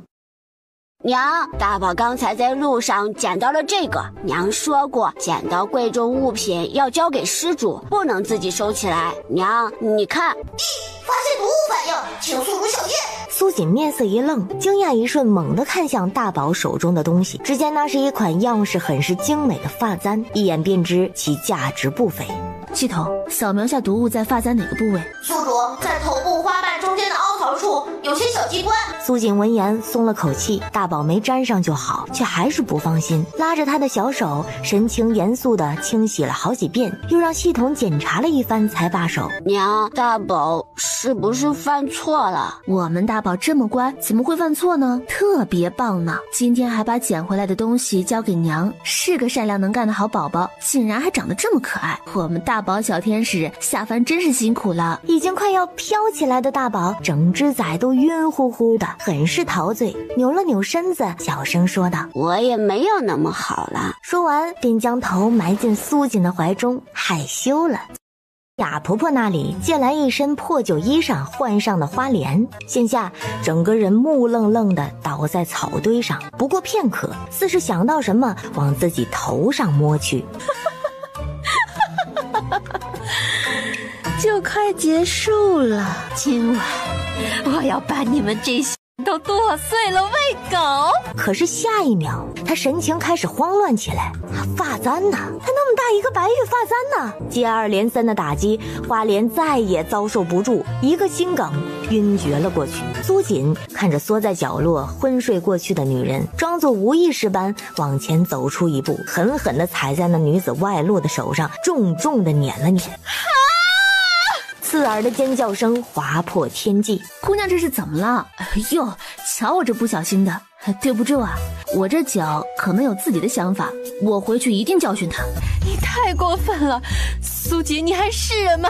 你不得好死！这女子看着没什么用，据说今日还浪费了我一桶粪。哎呀，要不你找个人牙子将它卖了吧。他长这么丑，也不知道能不能换回一桶粪的钱。长这么丑，想要起身将这狗男人锤死，心中忽的一惊。他的武功实属一般，这没毒药在手，他不是要任人宰割了吧？瞬间清醒几分。对不起，我只是太痛了才会那般说话。小姐姐救了我，说了要为奴为婢，尽力报答，怎能反悔？求小姐不要赶我走。也是可怜人呐，罢了，你就留下吧。花莲心中一喜，果然女子就是容易心软。不过这毒药没了，看来她还是得想办法尽快联系上老大才行。花莲还在畅想，苏锦一走到门口，笑容亲切地嘱咐道：记得待会儿多挑2桶粪，可别再撒了呀，毕竟你像是赔不起的样子。出门的瞬间低声吩咐道：派人盯紧他，若是往外传消息，不要拦着。鸣沙阁几人本以为今日便能听闻花莲传来的好消息，哪知这都快傍晚了，还没收到消息，心中很是不满。来消息了，老大你看。燕行轻啐了一口，接过一看，这个废物，这点小事都办不好。水生，这一趟你去，将药交到他手上，千万不能让那小娃娃看到你。白面男子点头，接过药粉便离去了，至此再也没有回来。姑娘，廖平他们合力抓住了一人，应该是那女子同伙。苏锦并不诧异，他等的就是他们自己送上门来，带下去拷问，若是不说就直接废了，送他去杨叔那里做苦力吧，要最苦的那种。也算是物尽其用了。他最近又开荒了几块地，正是需要人手的时候，这免费的劳动力真是再合适不过了。那女子先别动，还得靠她钓鱼呢。新的一天，庭院中的3个小娃娃围着2只狼崽子兴奋地欢呼着。只见原本骨瘦嶙峋的狼崽子，经过这些日子的调养，肉眼可见地长开了，围着娃娃们四处乱窜，很是活跃。哥哥，乖宝想把他们带去给小妍哥哥和妞妞姐姐看看。娘亲说过，小狼崽崽还小，不能放出去乱跑，还要再养一养。行吧。乖宝很是听劝，既然不能带狼崽崽，那就自己去吧。妞妞跟着苏大郎正忙着给地里除草，苏妍已是8岁的孩童，干起活来也是卖力，时不时的还要帮妹妹一把。哥，我自己可以，你快去那垄地，地已经离我们好远了。妞妞撅着嘴不让苏妍帮忙，她可是立志要成为奶奶那样厉害的人，怎么可能连这点野草都拔不动？乖宝蹑手蹑脚的从后方窜了上来。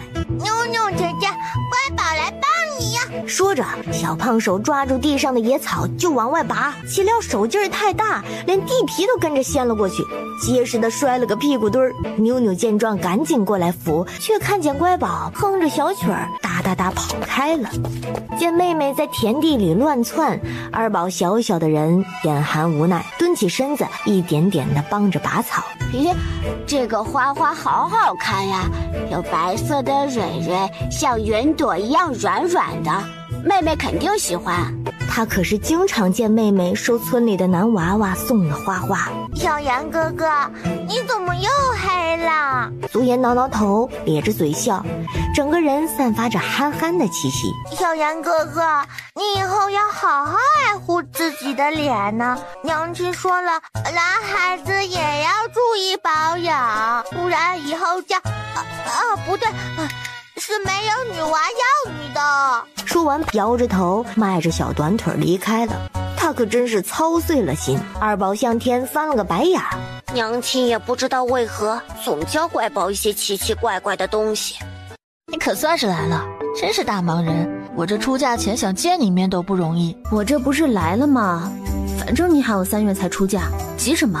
说着往嘴里塞了块糕点，问道：说吧，这次这么急找我来合适？你可知你被人盯上了？哦，说说看。我这被人当成案板上的鱼肉又不是第一次了，习惯了。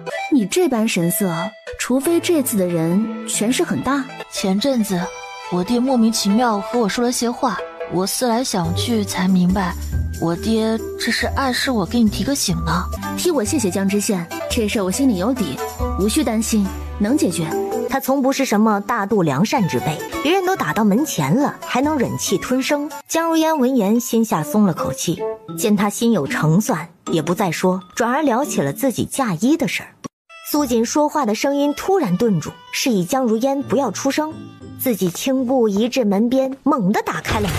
一个身穿百褶翠纹裙的少女猛地扑了过来。江婉，你怎么会在这里？我来看看你，不行啊。用最嚣张的语气说着最怂的话。苏锦倒是还记得这位小姐，毕竟傻得这么出奇的人也不多见，对她印象倒是挺好的，笑着问道：要不一起坐会儿？他还没说完，江婉便动作相当麻利地坐了下来，高傲地看着他道：既然你邀请我，那就坐会儿吧。江如烟也没在意，狐疑地看了他一眼，便没再理会，继续和苏锦聊起了嫁衣的图样。此刻面色不屑，一副高冷状的江婉心里已经慌得一批，他要怎么不尴尬地接上他们的对话呢？忽然他好像听到辣条2字，迅速回神。辣条？什么味儿的辣条？这二小姐不仅傻乎乎的，这还幻听，谁说辣条啦？她刚才只是和江如烟建议说那条裙子比较适合，合着这小脑袋瓜子只听见那条。苏锦神情很是复杂，是吃我家辣条吃傻了吗？也没放什么添加剂啊，这锅我不背啊。江如烟抚额，深感丢人，她以前怎么没发现她这妹妹这么馋呢？苏锦顺势向怀里掏了掏，其实是从系统空间里拿出之前存的辣条递了过去。新口味加辣的。你这随身还带着辣条？为了提神。对，可提神了。江晚显然已经忘了要伪装自己的形象，吃得很是欢快。不愧是加辣，可真带劲儿。不知道下次去辣条坊能不能买到这款，得囤着点儿。江如烟表示，这以后要如何指使我这妹妹呀？王爷，属下听说这丰原县有个十分厉害的酒楼，那里的酒水很是醇厚，您要不要去尝尝？明觉顺势收起长剑，似是来了兴趣。哼，相较京城的一品居如何？左一赶忙从树上跳了下来，拍了拍衣袖，抱拳道：据说是有过之而无不及。走，去尝一尝。他倒要看看这小小县城有何美酒佳酿，竟比得过京中百年老字坊。王爷您怎么了？无事，这家酒楼不简单呢。就光凭这3个字就价值千金，也不知是何人所写。公子，你想点什么？这是我们的菜单，你可以看看。菜单？从未听过，这家酒楼倒是很有新意啊。来一壶酒，再把这几样招牌菜都上一遍。小二急忙应是，快步退了出去。菜品很快上齐，明觉转着手中酒盅，这般醇香的酒，宫中的御品都不及。前世怎从未听说过这般佳酿？佐伊，打听一下这酒楼老板的情报。佐伊并无意外，点头去办。不多时，人便回来了。王爷，这家老板无需多加打听，丰原县内很多人都清楚，颇有些传奇。明觉眼眸微抬，盯着他，等他继续说下去。这家酒楼的老板是名女子，名号苏锦，乃是丰原县本地人士，农户出生，并无背景。而这个酒楼也是他在2年前一手创建的，其名下还有一个辣条零食坊和火锅坊。目前他这商铺已经开到了江南那一带，想来要不了多久便能在京城见到。女子毫无背景，农户出生。王爷，还有个消息，不知该说不该说，也是这女子被人称作传奇的由来。她在3年前产子，生下的却是当时罕见的3胞胎。不知为何，明觉心头一跳，猛地看向佐伊，这女子倒是独一无二。老板，你怎么今日过来了？没事儿，闲着也是闲着，顺路正好把账对了，明天你们也不用再跑一趟了。哦，对了，再让厨房准备些云蝶糕，我等下走时带着。哎，好嘞，我这就去准备。3楼的视线很是宽广，苏锦站在高处看着人来人往的客流。他为人比较懒散随意，意外到来的3个崽崽让他改变了想法。他想给崽崽们一个更好的生活，便又开了酒楼。他站在高处瞪大了双眼，一副不可置信的样子。下方的明觉心有所感，凌厉的目光直射3楼，却并未发现有人存在。他的感觉不会出错，3楼有人在打量他。回头深深地望了一眼，阔步离去。苏锦拍了拍胸口，没想到这男人感知这么敏锐，亏他闪得快。宿主，你在躲什么？他就是我那个到手了还跑了的夫郎。系统，你觉得我是在做梦吗？他怎么会到丰原县来？这小郎君走起路来怎么比躺着时还要好看？这样极品的男人，他娘的看着就很贵呀！你说我几年赚的钱够娶到他吗？刚才还在感慨自己这样闲鱼日子挺好的，这会儿就有些后悔，啪啪打脸了。这种男人一看就是不会缺女人，还长那么好看，容易出墙，不守妇道。他不同意，他好不容易养大的宿主怎么能随便就给了别人？也对，得先搞清楚这男人的情况再说。就算他是崽崽的爹，若是已有家室，肯定是不能娶的。对，宿主你说的对，他肯定是有家室，说不定孩子都几个了呢。调查下再说吧，不然错过这样的极品还挺可惜的。一个破败的草棚里，一道闪电打过，草堆里的女子缓缓地抬起头，目光呆滞地盯着外面。忽然门外传来一丝规律的响动，花莲迅速爬至门前，当看见果真是自家老大时，眼泪唰的一下就掉了下来。是来救他了吗？他不要再挑粪，他要回家。雁行看着面红的疯婆子，仔细瞧了2下，这是花莲？怎么弄成这副模样？你别过来啊！你这身上什么味儿？燕行木露嫌弃的向后退了2步。那个女人就是魔鬼，老大，你一定要把他们都宰了。好了，说话就说话，你别往前走，你先收拾一下，我去解决了他们。说罢，脚下生风，疾步离去。姑娘，廖平他们已经布置好了，老夫人、少爷他们很安全。不用你们出手，护好庄子里的人就行。下去吧。不过片刻，幽暗的房间传来一声轻语：“来了。”来人猛地朝着床榻砍去。你让我好等啊！燕行被这突来的声音惊得身形闪退，苏锦双手一挥，屋内的烛光亮了起来。好胆色，你只是知道我要来。明沙阁老大燕行，你既然知道，是有把握能在我手下逃走？不，你可能对自己有什么误解。知道之前来杀我的那些人最后都怎么样了吗？说罢一拳砸了过去，燕行身形一侧，险险避过，不愧是杀手阁的王者，一记猛拳攻向对方，接触瞬间猛地被震飞了出去，一口鲜血喷涌而出。怎么会？燕行目露惊惧，这女子怎会如此巨力？心下有了退意，看来今晚是杀不了她了。也不留恋，几个闪身来到门前。苏锦看着他往门外逃离，也不追。只见苏锦不徐不缓地拉满弓，眼睛瞬间异变，只听剑咻的一声飞了出去。很快，不远处传来一阵闷哼，之后便再没了声响。有结果了？姑娘，已经问出了明沙阁所在之地，您看要不要派人？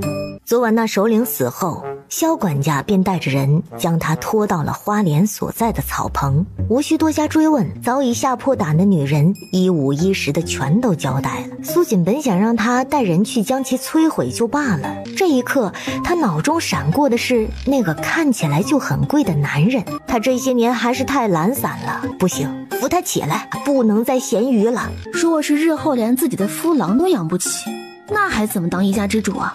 你多带些人过去，将明沙阁接手了，里面的人该处理的都处理干净，先去京城安置下来。是，姑娘放心，我带廖松他们几个，这就去办。苏年休沐回家，苏大郎夫妇带着2个孩子也都来了庄子上。这种气氛，吃火锅再合适不过了。几个小家伙蹲在一旁，帮着秦氏洗菜。乖宝今天带了新的花花，好不好看呀？这可是大宝送他的呢，像云朵一样，可喜欢了。哎呦，好看好看！我们乖宝呀，带什么都好看。乖宝长得是3个崽崽中最为精致的，只有2分随了苏锦，剩下的应是随了那个未曾谋面的爹吧。乖宝，你这头上的东西哪里来的？是大宝送给我的，不是很好看？系统，我没认错吧？是棉花吧？是的，宿主，你要种植吗？并不想种呢，麻烦。他这些年也没见过哪有棉花，也只有大宝这运气才能找到。萧管家脚步匆匆地来到身前，低声道：“姑娘，打听到了，那位公子是前几日刚到丰原县，随身带有护卫，气势不凡，我们的人不好接近，身份怕是不简单。还有，酒楼的小二曾听那护卫称他王爷。”王爷？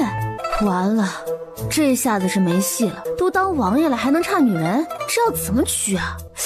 不过话说，要是娶皇帝的儿子，得多大的聘礼啊！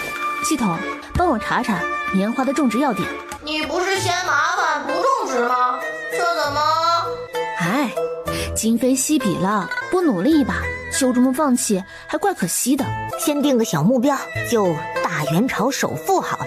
你们无需再探，他既是身份不凡，再打探也是徒劳了。倒是再引起他怀疑就不好了。他要先做好准备，确定他没有家室之后，再去向皇家提亲。大女子就是要不服输，不试试总是不甘心的，就算被拒绝也认了，大不了以后再给3个崽崽找个后爹。王爷，你怎么了？我让下人去准备姜茶。无事，通知下去，明日出发回京。这次来此的目的是为了解决明沙阁那伙人，岂料2日前这群人像是人间蒸发了，再无半点踪迹可寻。明觉面色微沉，不打算再在此事上耗时，他有的是办法再将其一网打尽。妞妞姐姐，我们来玩捉迷藏呀！乖宝，你又逃学，这回你应该在书房才对。行吧，那就玩一会儿哦，姑姑铁定要来找你了。姐姐先逃，乖宝来找你呀。说完，熟练的拿小胖手挡住了眼睛，还悄咪咪的留了一条缝隙，看着妞妞离开的方向，内心偷笑。还不等他数完数，一个步履蹒跚的老婆婆走到跟前，笑得很是和蔼。女娃娃，你一个人在这啊？乖宝望着这个婆婆，故作天真道：婆婆是谁呀？说着，小脚悄悄地往后挪动。好聪明的娃娃，可那又怎样？再怎么警惕，也还是个孩子。只见银针闪过，稳稳地抵在了乖宝的脖颈处。小娃娃，不要叫！乖宝感受着脖颈冰冷的触感，心里很是委屈，拳头捏紧，就要向着虎婆肚子上砸去。忽的，前方一处低洼处，茂盛的杂草动了动。乖宝像是想到了什么，慢慢地松开了拳头。他悄悄地望了一眼那处土沟，低下头，瘪了瘪嘴，没有吭声，乖乖地被虎婆绑住，夹抱着离去。我才不怕，娘亲会来救我呢。许久不见人来找自己的妞妞，扒开杂草四下看了看。啊，乖宝呢？怎么还没找到我？乖宝，乖宝，我在这儿，你快来找我！叫了几声，皆无人回应。妞妞有些急了，大声地呼喊乖宝的名字。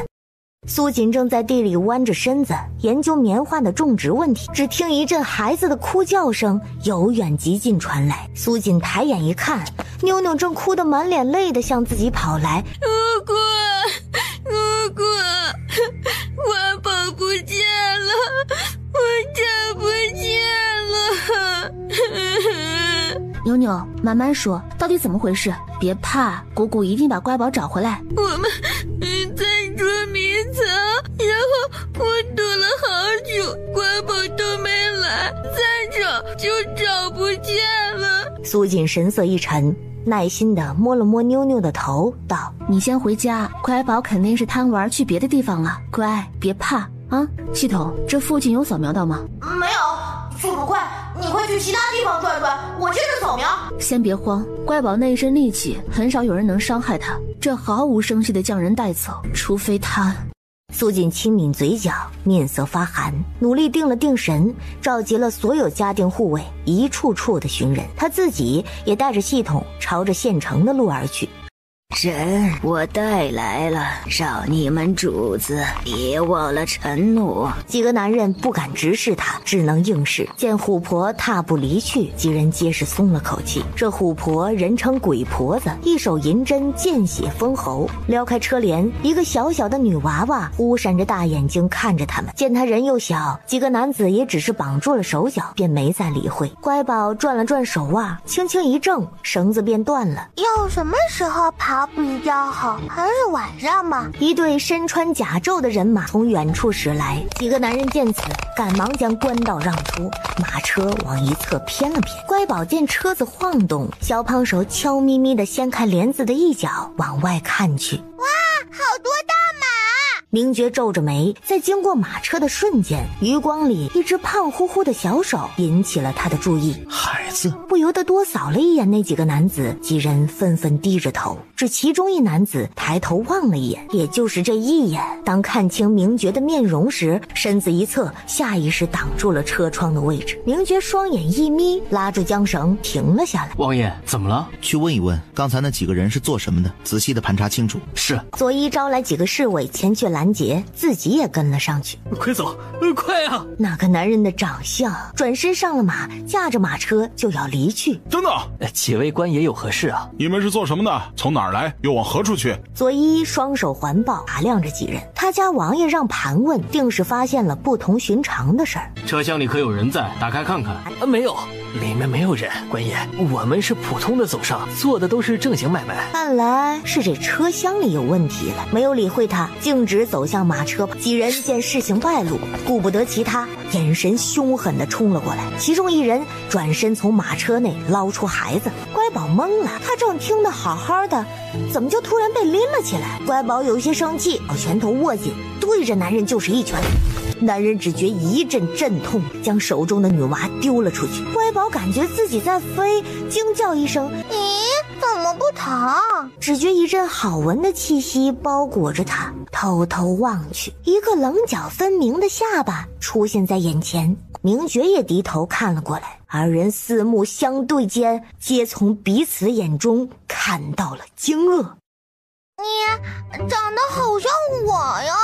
小手不自觉地摸在了明觉的脸上，明觉惊愣地看着他，似是想到什么，一动不动地看着怀里的孩子，舍不得眨眼。佐伊解决完那群人，见自家王爷怀里抱着个孩子，很是吃惊。原来王爷喜欢孩子呀！想到这儿，心中瞬间一沉。可惜王爷中了那般毒，这辈子怕是无缘子嗣了。王爷，佐伊刚想回禀方才的事儿，却在那孩子转头的瞬间呆住了，张开的嘴久久合不上。王爷他真蠢，小丑竟是他自己，就这么张脸，要说不是他家王爷的孩子，他打死都不会信。这么一打断，明觉也缓过了神。你多大了？你娘亲是谁？乖宝小脸一阵纠结，他那么聪明的宝宝，当然猜到身前这人应该是他爹爹。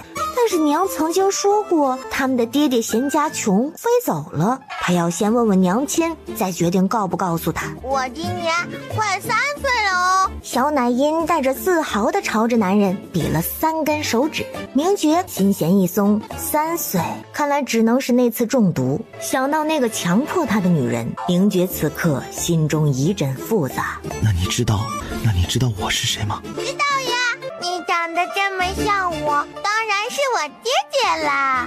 嘿，这可难不倒他。明觉心里软得一塌糊涂，他将乖宝扣在怀里，紧紧抱住，久久无言。乖宝嘿嘿傻笑着，任由他抱着。原来这就是爹爹的怀抱，好宽广哦，和娘亲的很不一样，乖宝很喜欢呢。一队人因为乖宝的出现，没有再继续赶路，停在了不远处的驿站休整。爹爹，你要带乖宝去哪儿呀？带你去京城。乖宝，愿意跟我去吗？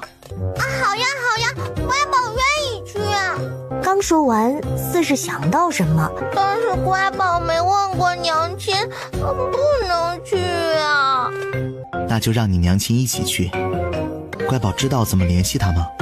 娘没让说，我要问过娘亲才行哦。不过乖宝不用找他，娘亲很快就能找到乖宝的。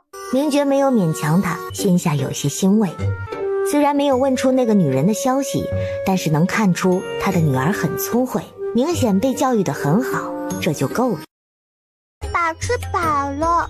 明觉不知道小孩子的饭量，只觉得他只吃了一点点，猜测是不合胃口，计划着回去就要几个御厨到府上备着。爹爹，乖宝想洗澡，臭臭。好，我让人给你备热水，需要爹爹帮你吗？这次出行一众的都是护卫，没有随身的婢女，看来日后都是要备上了。他面上无甚情绪，心下却在一一规划着府上需要添置的事物。我已经是快3岁的大宝宝了，可以自己洗澡的。好，那你就自己慢慢洗，我在外面等着你，有需要了你就叫我，行吗？好的。说完，犹如一只花蝴蝶，张开双手飞进了房间。明觉自己也没想到，他这辈子竟还有意外的惊喜。一个从未出现的小生命，一出现便占据了他所有的心神。他该谢谢那个女人，给他的生命带来了这么一道亮光。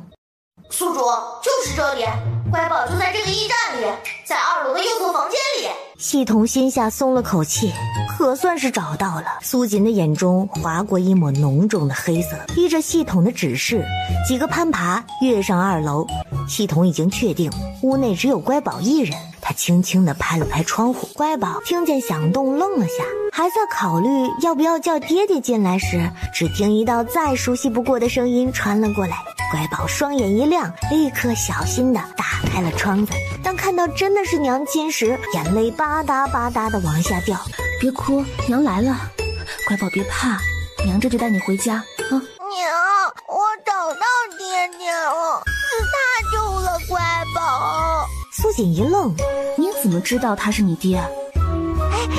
他长得好像乖宝，还说要带乖宝回京城。娘亲，乖宝可以去吗？苏锦听他这么一说，便知道这是遇上那个男，看来这缘分还是不浅，竟让他们父女碰上。乖宝，你觉得他怎么样？对你好吗？你想去吗？我觉得他喜欢乖宝，刚才还为乖宝泛泛，看着乖宝的眼神，就像娘亲看乖宝那样。娘亲，乖宝想去京城看看，然后再回来可以吗？他就想去试试京城小哥哥的手是不是很嫩，很快就回来的。那乖宝要记住，先不要和他说家里的事儿，你帮娘亲观察观察他有没有家世，适不适合当你们的爹。娘处理完事，很快就去京城找你。乖宝有听说爹爹还没有成亲呢，他可是听到了那个偷看他的叔叔小声嘀咕呢。这些都是次要的，最重要的，乖宝要记住，好好保护自己，不许受伤，不然娘亲会心疼的，好吗？乖宝吸了吸鼻子，重重的点了下头。苏锦又叮嘱了一番，这才跳了下去，但他没有离开，而是隐在了暗处。以乖宝的性子，若非那个男人真的对他好，他不会想跟着去，是他疏忽了。小小的娃娃怎么可能不渴望父亲？就算家里的3个崽崽没有提过，但是乖宝的这件事儿却给了他反思。崽崽们是真的不需要父爱，还是隐在了心底没有表达？怎么了？刚才娘亲来过了，乖宝说要跟爹爹去京城，娘亲同意了，可是乖宝舍不得娘亲。明觉一听那个女人来过，双眼骤然扫向室内，但见乖宝抽抽噎噎趴在他怀里，也顾不上其他，抱起他轻轻地拍着，心下有些焦急，不知道要如何哄他。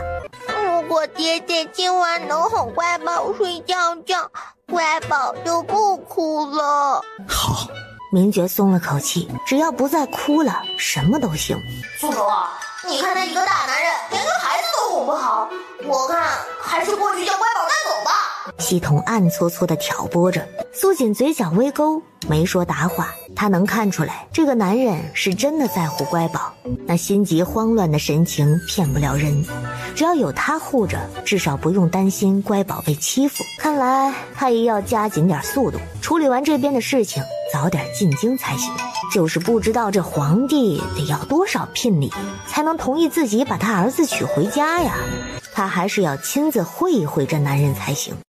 明觉这边好不容易将小家伙哄睡，坐在床沿静静地看了他许久，掖了掖被角，这才走了出去。刚走出房门，便察觉一道无法忽视的视线，将房门合上，一双凌厉的眼眸朝着转角看去。一个念头闪过，心下有了猜测。出来吧。苏锦双手环抱，慵懒地倚靠着墙，听闻此话，缓缓地从角落走了出来。他一步步朝着男人走去，嘴角始终噙着一抹微笑，眼中带着漫不经心，很是放肆地朝着男人一阵打量。明觉面容毫无起伏，漆黑的眼眸直直地望着面前的女人，任由他打量。看好了。苏锦没有言语，却突然朝着他的手袭来。明觉心下一肃，一个转身躲了过去。苏锦哪里肯放弃，飞身袭来，控制着力度，二人你来我往，交手数掌。眼看动静越来越大，明觉厉声道：是何目的？苏锦心下有些可惜，就想摸个小手，怎么就这么难呢？算了，方才也算达成了一项目的，就这么几下，也能看出这男人反应很快，武功也不差，应该能护得住乖宝。关键这小腰也细呀。我就想试试你能不能护住乖宝。乖宝的娘亲？是呀，乖宝的爹。你要带走他？暂时不会，乖宝愿意跟着你，我尊重他的选择。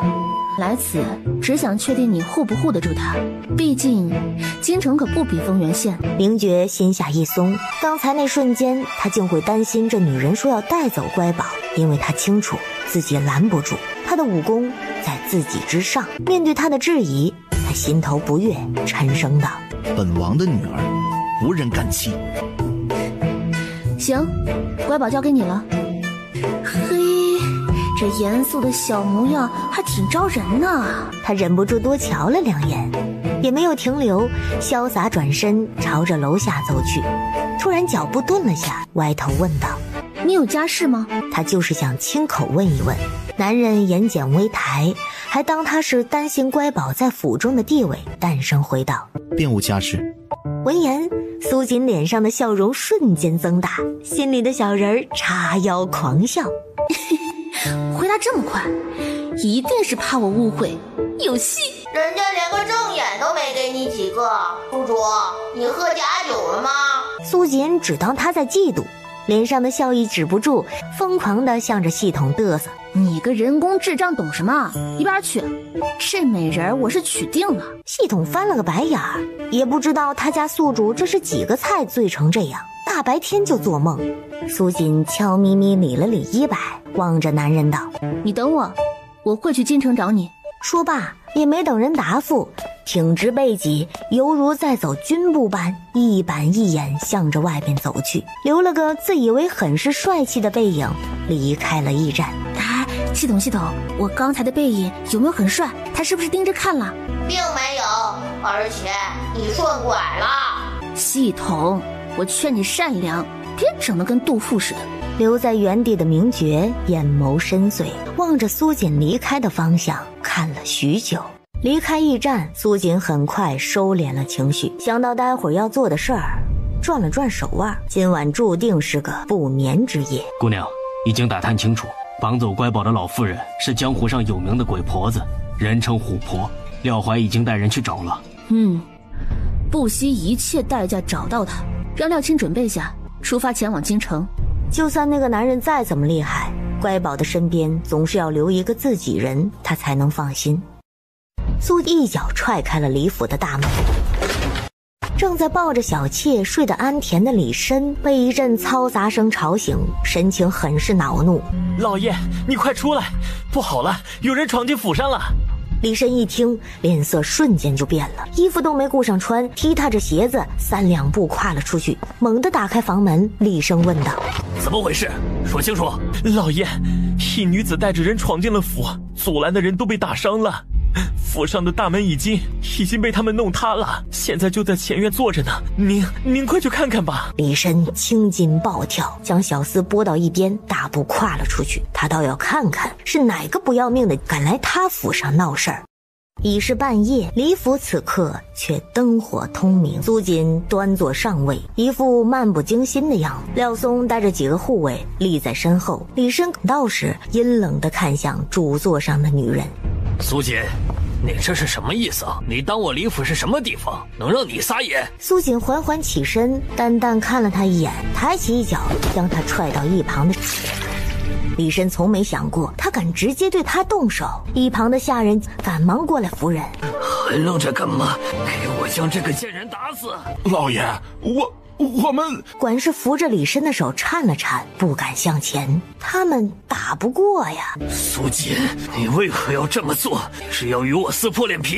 为什么？你最清楚不是吗？虎婆如今在老家等你，这不来请你和她聚一聚吗？什么虎婆？你休要胡说！你今日闯我府内，又打伤我，你若是不给我个交代，我定让你后悔。交代？我这么坏的一个人，打人还需要理由啊？苏锦，李绅双目喷火，抬手一拳就要打过去。苏锦微微侧身躲开了他，捏住他的手腕，轻飘飘的就把他的胳膊给卸了。李绅痛呼出声，身子一软，跪在了地上。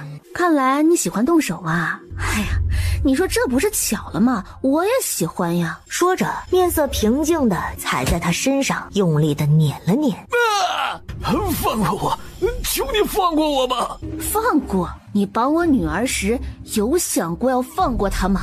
我会放了她，我马上叫人放了她。说说你们的计划。听闻苏锦的问话，心里一紧，全交代。府城的贾家、贾宗，好，很好。至于那侯府和大皇子，只要没惹上他也不会主动惹事。廖松，带人去给我烧了望江楼，从今日起，丰原县再无望江楼。廖松面色一肃，拱手应是，带着人大步离去。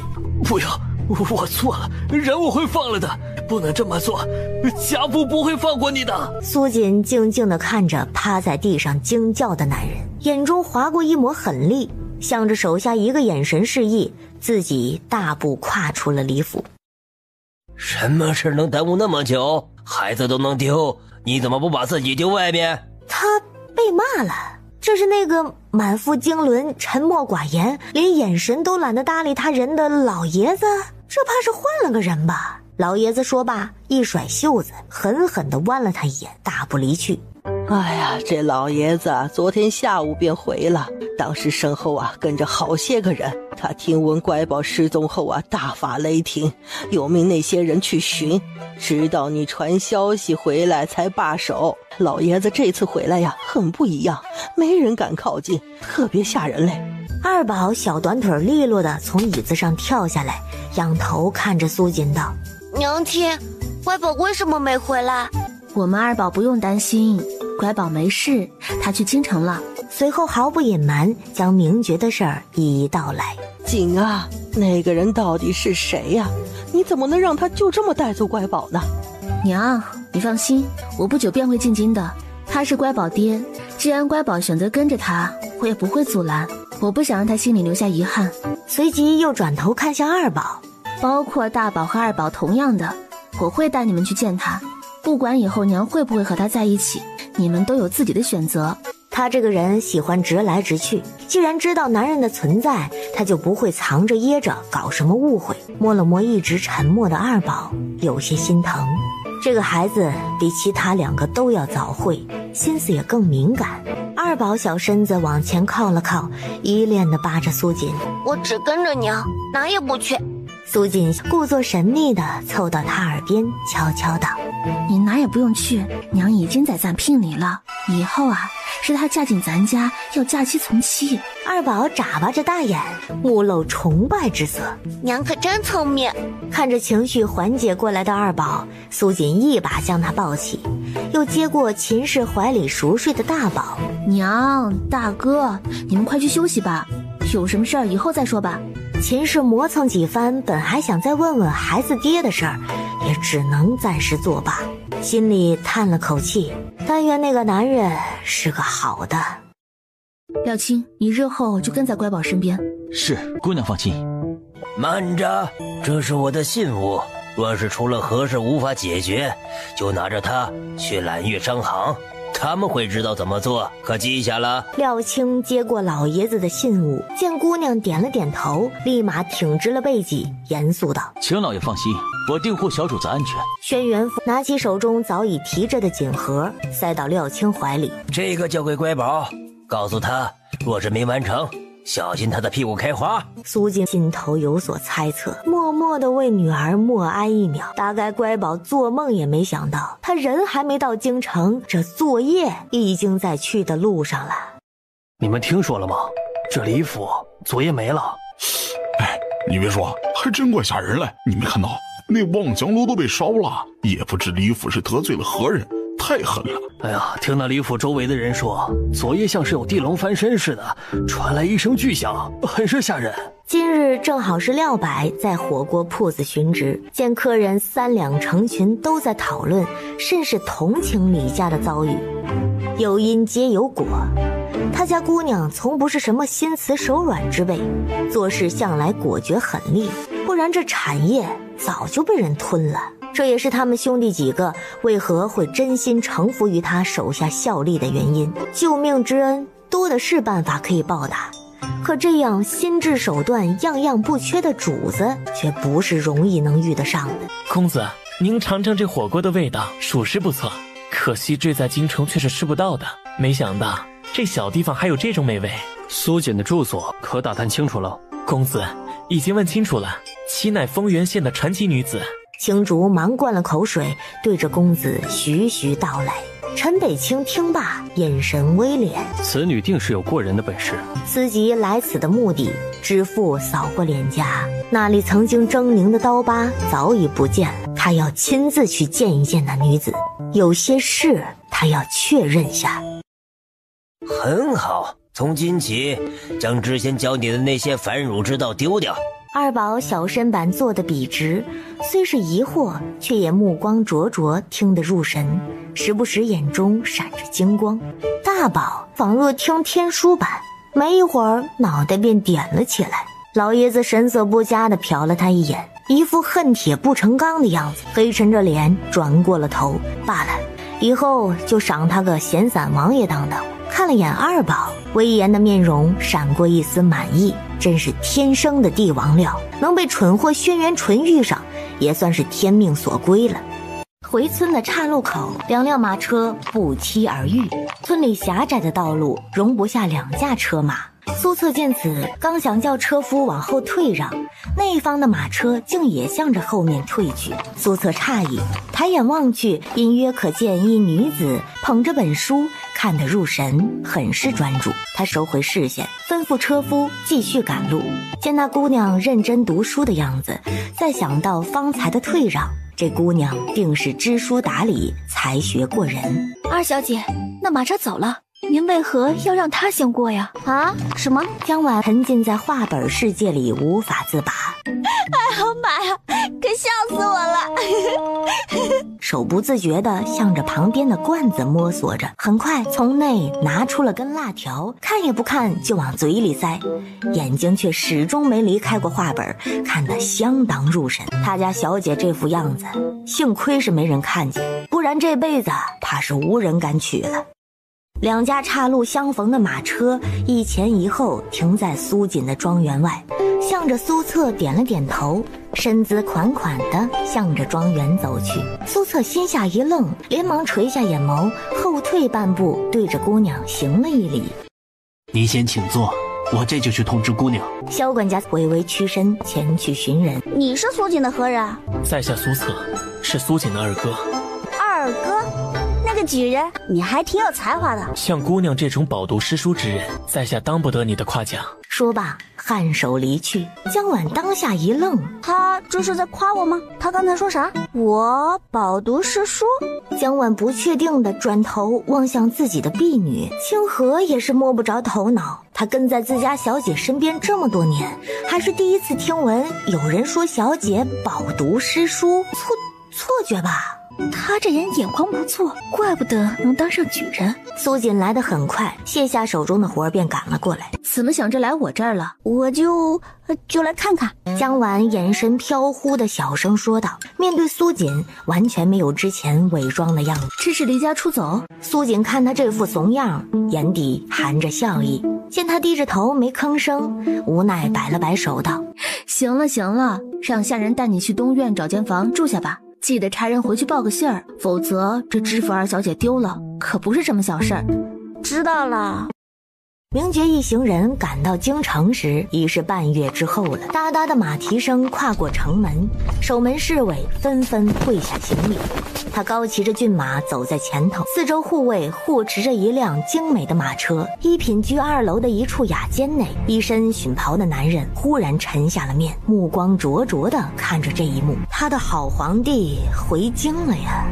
您觉得罗家嫡女如何？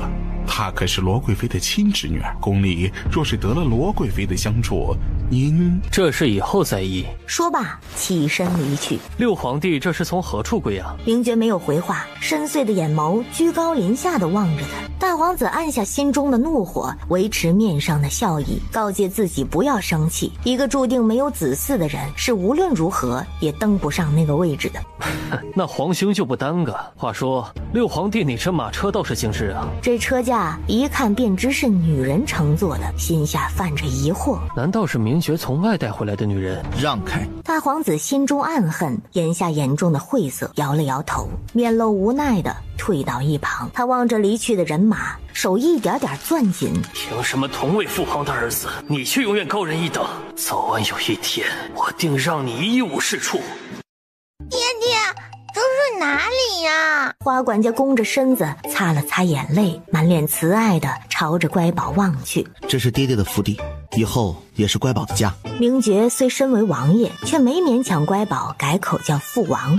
他永远记得小人儿第一次开口叫爹爹时，心中涌起的那股难言的情绪。我要自己走，爹爹，你快放乖宝下来，这里好大呀。这个老人家怎么在哭？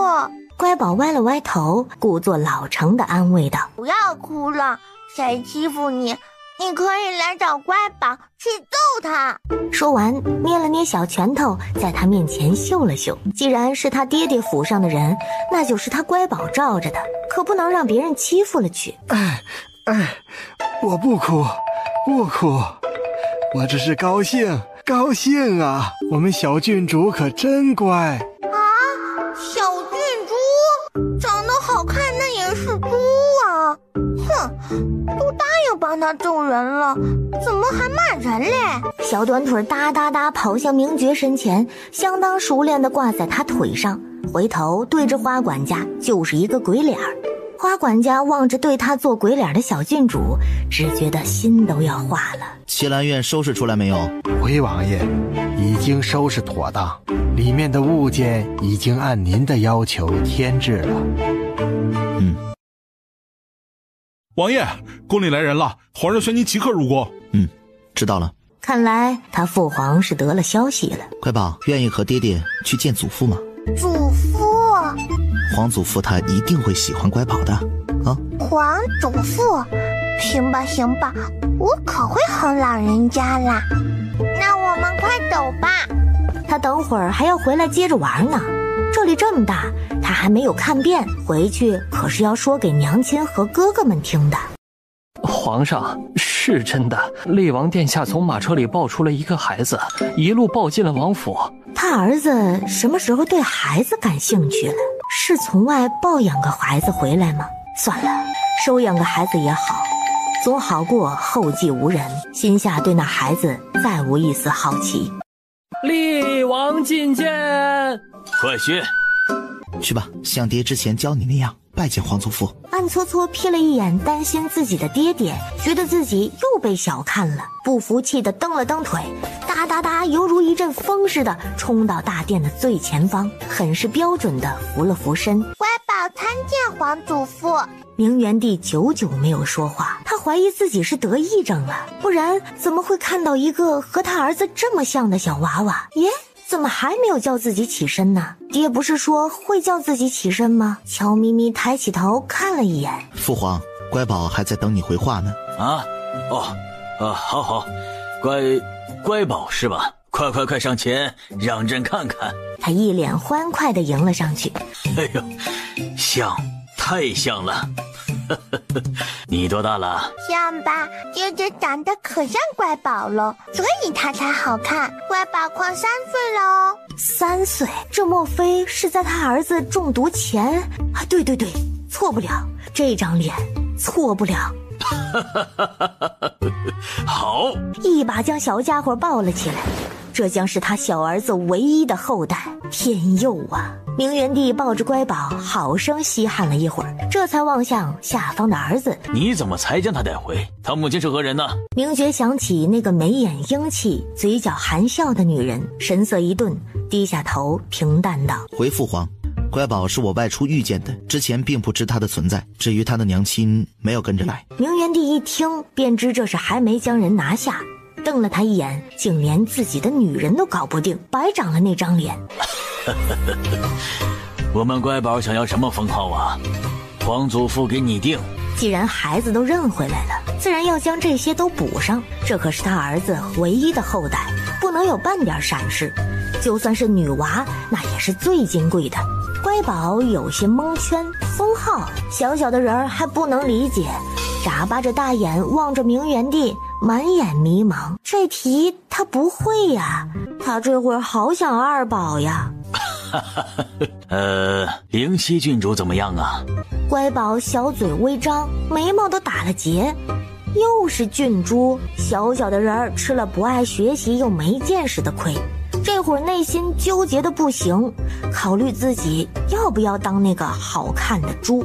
见这个祖父期待地望着他，心下叹了口气，行吧，这一届的老人家也太难哄了，竟都喜欢叫人猪。等下去你母后那一趟，她那个病啊也该好了。是，儿臣正有此意。怎么还没来？你去看看，他是不是没想着来我这儿？娘娘您别急，皇上定是留了厉王商议要事。殿下最是孝顺不过，进了宫没有不来看您的道理。替身嬷嬷的一番宽慰，让皇后心下好受不少。让膳房准备些孩子的吃食。娘娘放心，都妥着呢，早已备下了。皇后高坐凤榻的身子微微前倾着，一双凤眼满是焦急。不经意抬眼的瞬间，本是半掩的眸子忽地睁大，只见一个胖乎乎的小脸儿顺着门檐悄悄地往这边望着。乖宝凭着一张脸顺利地混进了皇后的宫殿，正好奇地看着坐在殿内的人。他长得可真好看，乖宝输了。皇后目光闪了闪，乖宝也跟着眨了眨眼睛，不是错觉。他一个起身，不敢置信地望着门口的小人儿，满眼放光地朝着门外的小家伙招了招手。乖宝背着小手，腰背挺得直直的，小表情很有气势地向着宫殿去。他不能输。乖宝心下豪气万千地跨向门槛，哪知后面那只脚怎么也收不回来，他卡住了。乖宝脸蛋瞬间涨得通红，没了，他人没了。就在他气愤地想将这害他丢人的门槛掰碎时，身后一只大手将他整只提溜了起来。明觉忍着嘴角的笑意，给他拍了拍衣服，没去看他。这小家伙别看人小，却很是要面子。皇后别过头，自掩了掩嘴角。哎呦，小乖乖，来，皇祖母看看。以前只要明觉入宫，那他是满眼都是儿子，现在他眼中只能看见那一小小的粉团子，凤眼闪烁着星光。乖宝坚持地挺了挺胸，悄咪咪地看了一眼四周，见无人笑他，这才迈着步子朝着皇后走去。我叫乖宝，今年快3岁了。见的人多了，他自己都会抢答了。皇后听着他奶声奶气的话语，眼眶瞬间红了，着手摸了摸他的小脸儿。他皇儿有后了。自从他儿子中毒以来，他是吃不下睡不安，思虑过重，常常夜间惊醒，这身子也是时常不舒服，心底像是堵了块大石头。他贪婪地摸着乖宝的小脸儿，这一刻所有的郁气瞬间都消散了。苏锦面色平静，朝着田野望去，作物郁郁葱葱，长势极佳，心里带着点不舍。他想他家乖宝了，本想着等江如烟大婚后再去京城，现在看来只能说抱歉了，他会为他备上一份大礼。姑娘，山庄来了位公子想要见你。何人？那位公子气势不凡，脸上有道浅淡的疤痕，只言姓陈。疤痕？莫非是那次求药之人？苏锦到时人已经在大堂坐着了，还未行至跟前，男人猛地站了起来，快步闪到他面前，一瞬不瞬地盯着他的眼睛，神色带着惊异。何事？你……陈北清张了张嘴，闪过一抹疑惑，却又不知如何说起。有话就直说，一个大男人吞吞吐吐什么毛病啊？你生辰何时啊？请姑娘海涵，只是你的相貌很是像我的一个熟人，所以才想着是不是姓陈，还相貌相似，看来应是刚穿越来时原主前往认亲的那个陈府。是，你没找错，如果你是京中陈府之人，那就没错。你的意思是说你知道自己是谁，还知道陈府，那么为何没去？陈北清抿了抿唇，直直地望着面前人，准确说应该是他妹妹。至于现今占据妹妹嫡女身份的陈新月，他曾问过母亲，母亲却只是摇头，只字不言。为何没去找你们是吗？你又怎么知道没有啊？你来过，何时？母亲她并不知道啊。母亲？看来他应是原主的哥哥。3年前吧，被你们府上的小姐好生的招待了一番呢。反正这个仇他一定会去报，没什么不能说的。拖了3年了，还蛮对不起原主的。是谁？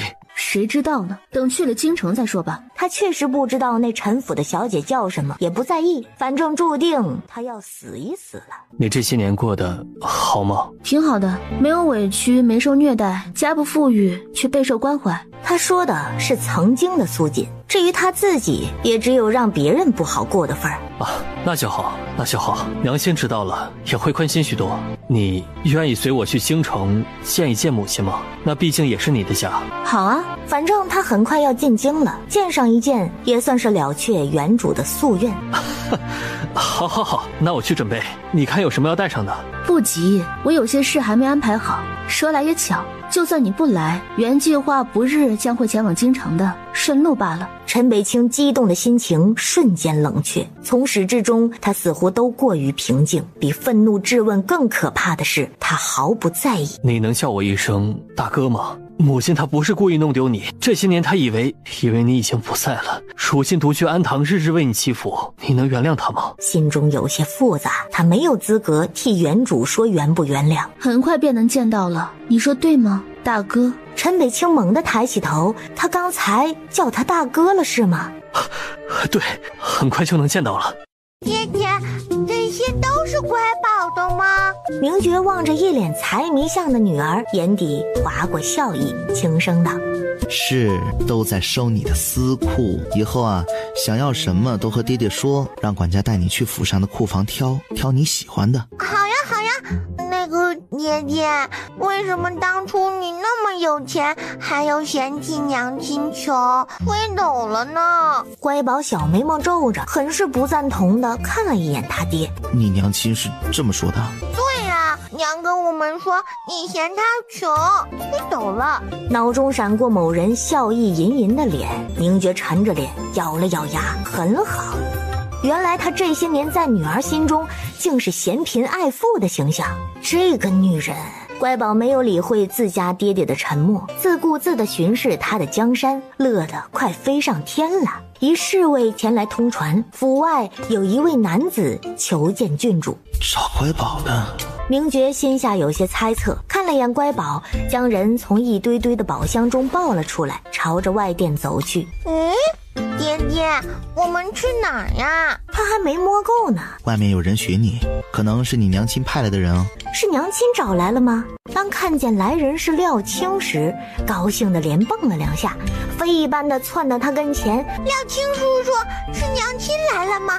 娘亲呢？姑娘没来，不过要不了多久便会进京了。姑娘放心不下你，让我先行一步。那娘亲有说什么时候来找乖宝吗？乖宝想娘亲了。嗓音带着哭腔，低垂着脑袋，再也没了刚才的鲜活劲儿。廖青心下一急，正想着安慰，一双大手突然将其抱了起来，凌厉的目光暗含不悦地瞪了他一眼。不哭啊，你娘很快就会来了。乖宝小脑袋趴在爹爹的颈窝蹭了蹭，没有说话。乖宝，轩辕老先生有给你带礼物，这样应该就不会哭了吧？话说这盒子还怪重的，想来里面的东西一定很是珍贵。爹爹放乖宝下去，乖宝要去看礼物。明觉看了一眼廖青，轩辕老先生，这个世上复姓轩辕的可不常见呢。他知道的唯有一人，大梁皇帝，一位手腕强硬的铁血帝王。他也远在大梁，怎么会出现在大元？敛下思绪，视线转向乖宝手中抱着的锦盒，他也来了几分兴致。小胖手稍一用力便打开了，只见锦盒中赫然陈列着一本本书册，码放得很是整齐。乖宝瞬间愣住，明觉心下疑惑，翻开一看，竟都是些课业样本，这为何还要送这些过来？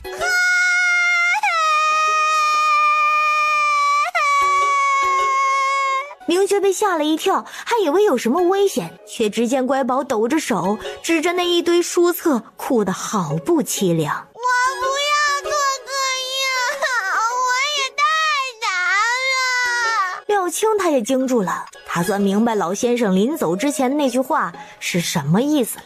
他眼含同情地看了眼乖宝，他这算是好心办坏事了。一番折腾，明觉总算是明白了原委，冷峻的面容带着些许复杂。江南一带的富商若是还是不识抬举，不必再留了。那些人的钱袋子就当是为自己成就大业添砖加瓦了。殿下，厉王今日带一孩子入了宫，已被圣上册封为郡主。明艳先是一愣，随即嗤笑出声，这是怕自己身后事无人料理，收养个孩子。他父皇也真是老糊涂了。是厉王的亲生孩子。再说一次，他为何会有孩子？是厉王中毒前所烧，请殿下息怒。殿下无需太过在意，这孩子就算是厉王亲子，也不过是个女娃娃。厉王能有一女，那是运气，总不会再有其他。这天下注定是您来继承。大皇子暴怒的神色安定下来，厉声道：“去查查那个孩子的来处。”是。女娃好啊。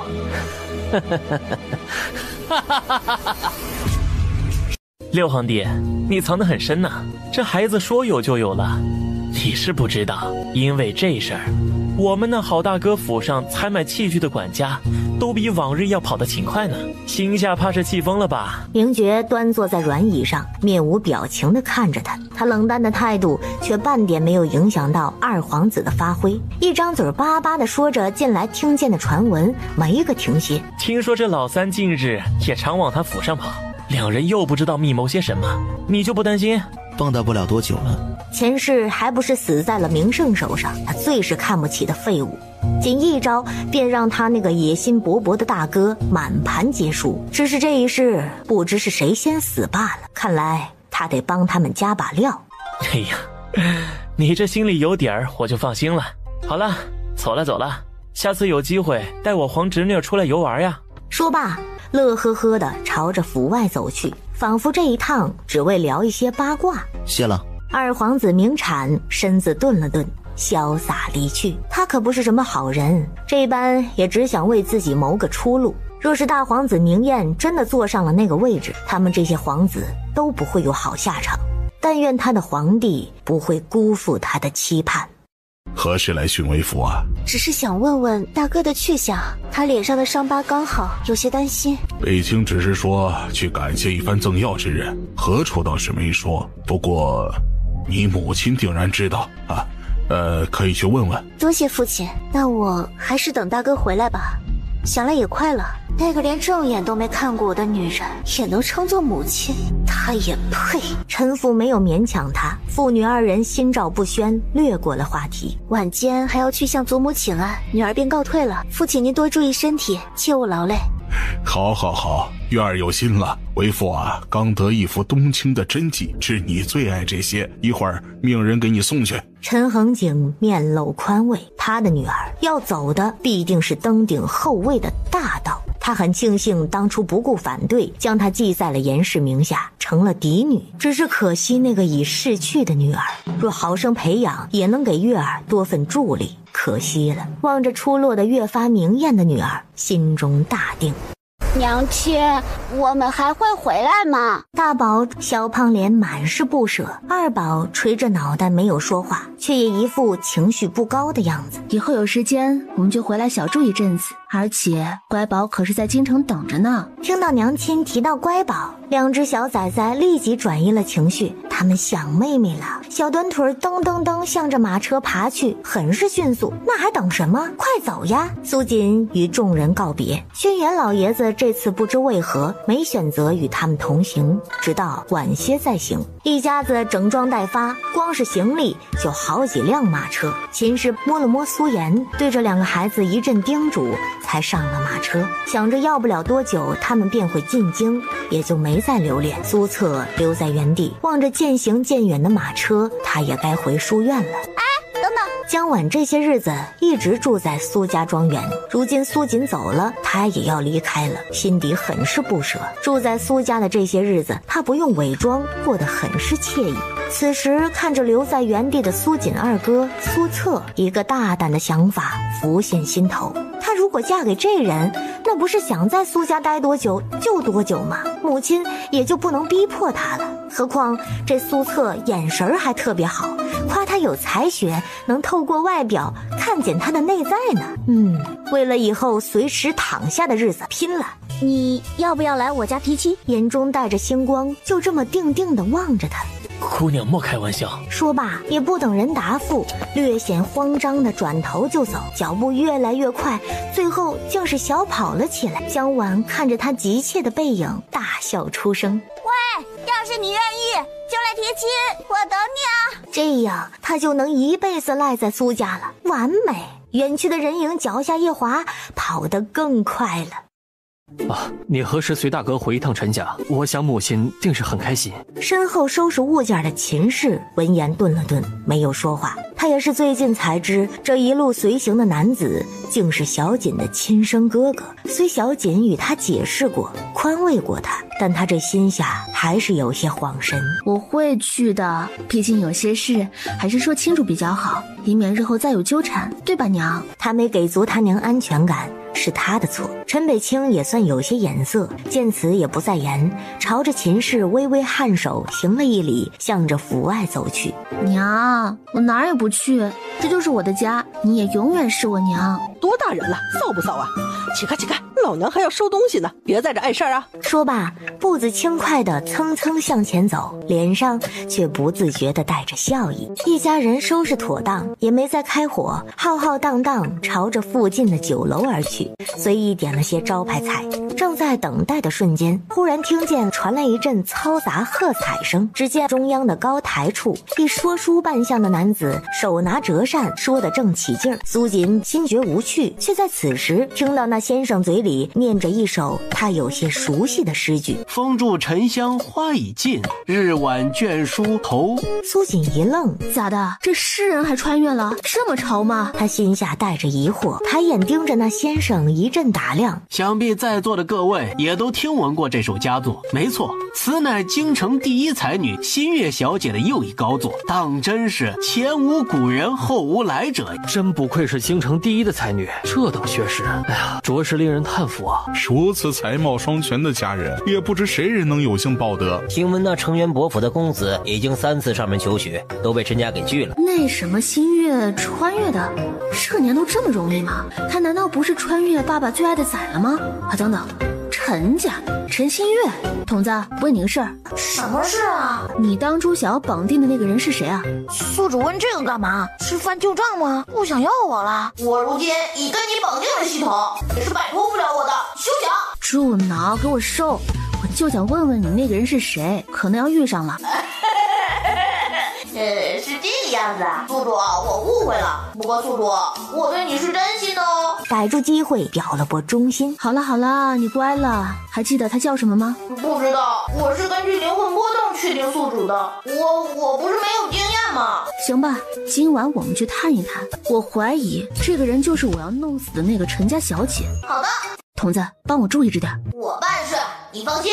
绕过了几个院子，来到一处很是精致的亭台小院。苏锦早已经让人打听清楚陈府的布局，如今廖平接手了明沙阁，这点事儿对他来说再简单不过了。一个刀手打晕了职业的婢女嬷嬷，轻轻地推开了那扇主间的门扉，直直朝着纱帐内躺着的人影而去。苏锦挑起纱帐，目光灼灼地盯着熟睡的女子。系统有些好奇，也盯着女子瞧。可当他靠近时，不知怎么的，心里涌出了一股难言的怨气，就像是在排斥着什么。还没注意到系统异样的苏锦，正摸着下巴打量着女子。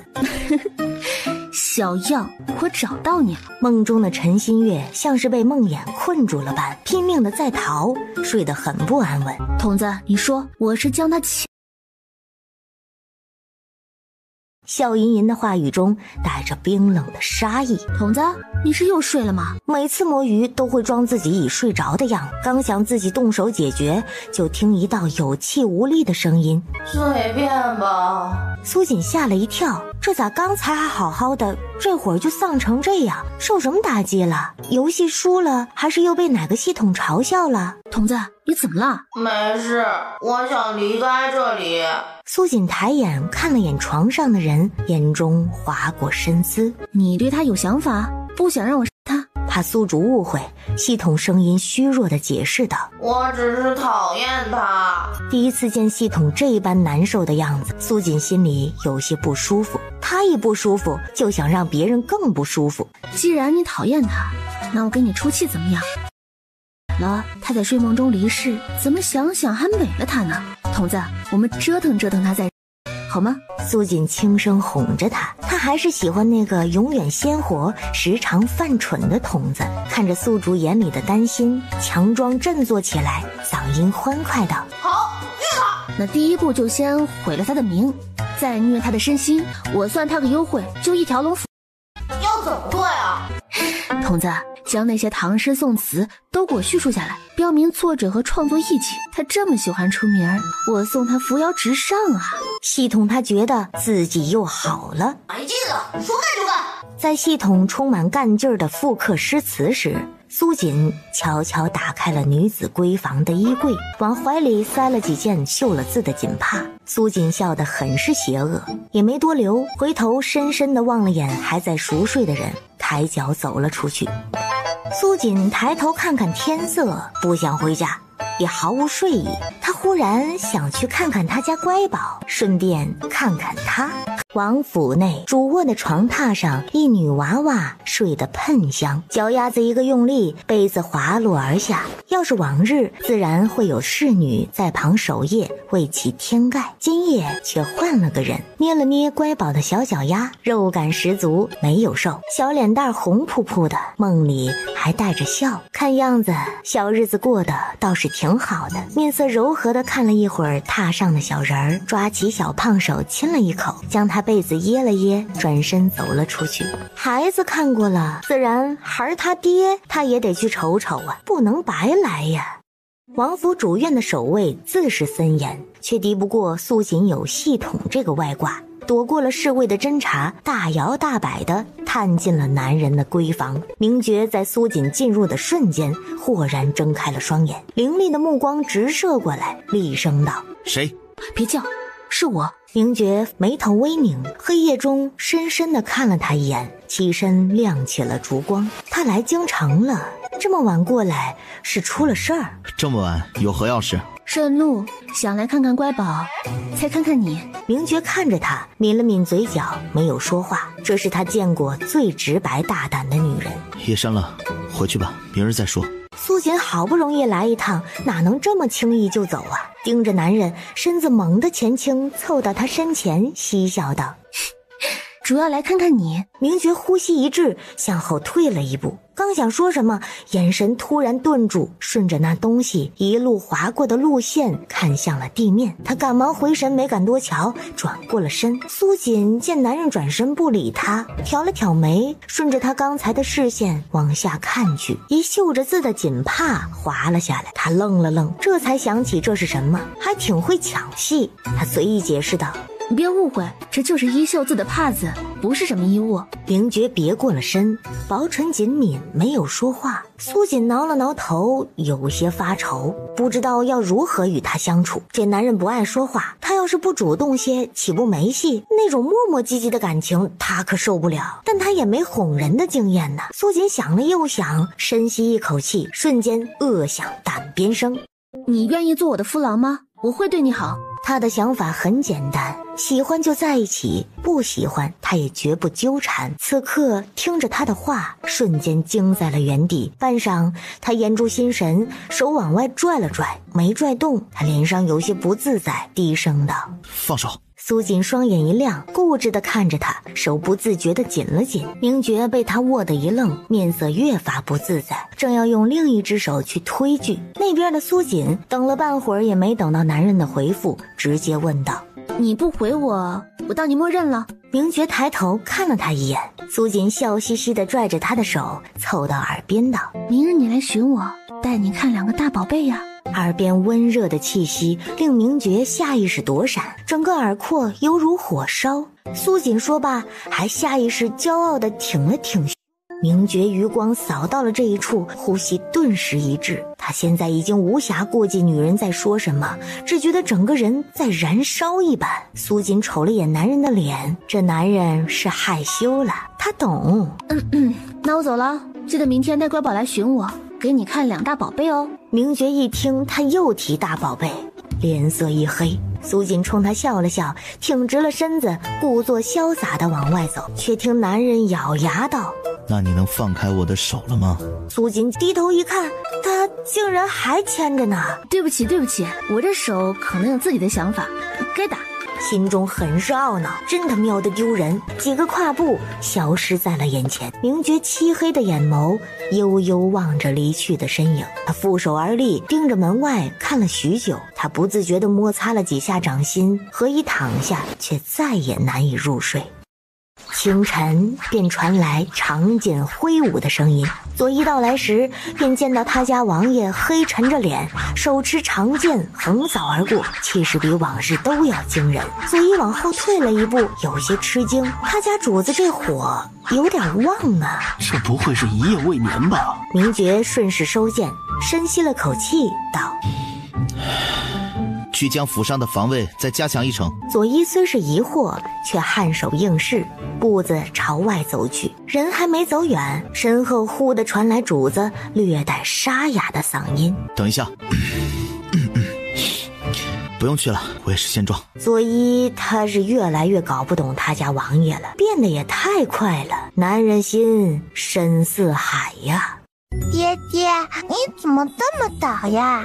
今日说好的要进宫吗？忘了吗？乖宝闻言忍不住眼中的惊喜。皇祖母说今日要介绍几个小哥哥小姐姐给乖宝认识。明觉费了些功夫将他打理好，神色有些犹豫。要是现在告诉他娘亲来了，这小家伙应该无心再进宫了。想到昨日那个女人的举止，还有他所言的大宝贝，耳根瞬间泛起了热意。咦，爹爹，你的耳朵好红呀！没事，爹在外面等你啊。脚下有些快的向着外面走去，咬牙心里暗道，就让那个女人等着吧。乖宝来啦，皇祖母，你的小可爱就让你飞来。咻！哎呦，小乖乖，慢点儿。皇祖母又好看了哟！小乃音带着惊叹，彩虹屁张口就来。皇后被他逗得直乐，我们乖宝也越来越好看了呢。皇祖母一瞧啊，还当是哪里来的仙女呢？小家伙对于夸赞显然很是享受。乖宝悄咪咪地看了他一眼，小眼神带着暗示，继续说点呀。皇后憋笑，如他所愿，祖孙俩抱在一起好一顿商业互吹，直到下方传来响动，这才意犹未尽的作罢。两人相互对视了一眼，心中已经约定好下次互吹的时间。芳菲、芳华、莫林、莫尘，来。此次皇后宣娘家承恩公府的几个适龄孩子进宫，便是有意给乖宝找玩伴。乖宝注定没有兄弟姐妹，多几个外家亲族，日后也能陪着他，不那么孤单。乖宝没等他们上前，自己一跃跳了下来，小乃音很是欢快。你们好呀！皇后吩咐宫女带着他们去御花园玩耍，自己与吴氏聊起家常。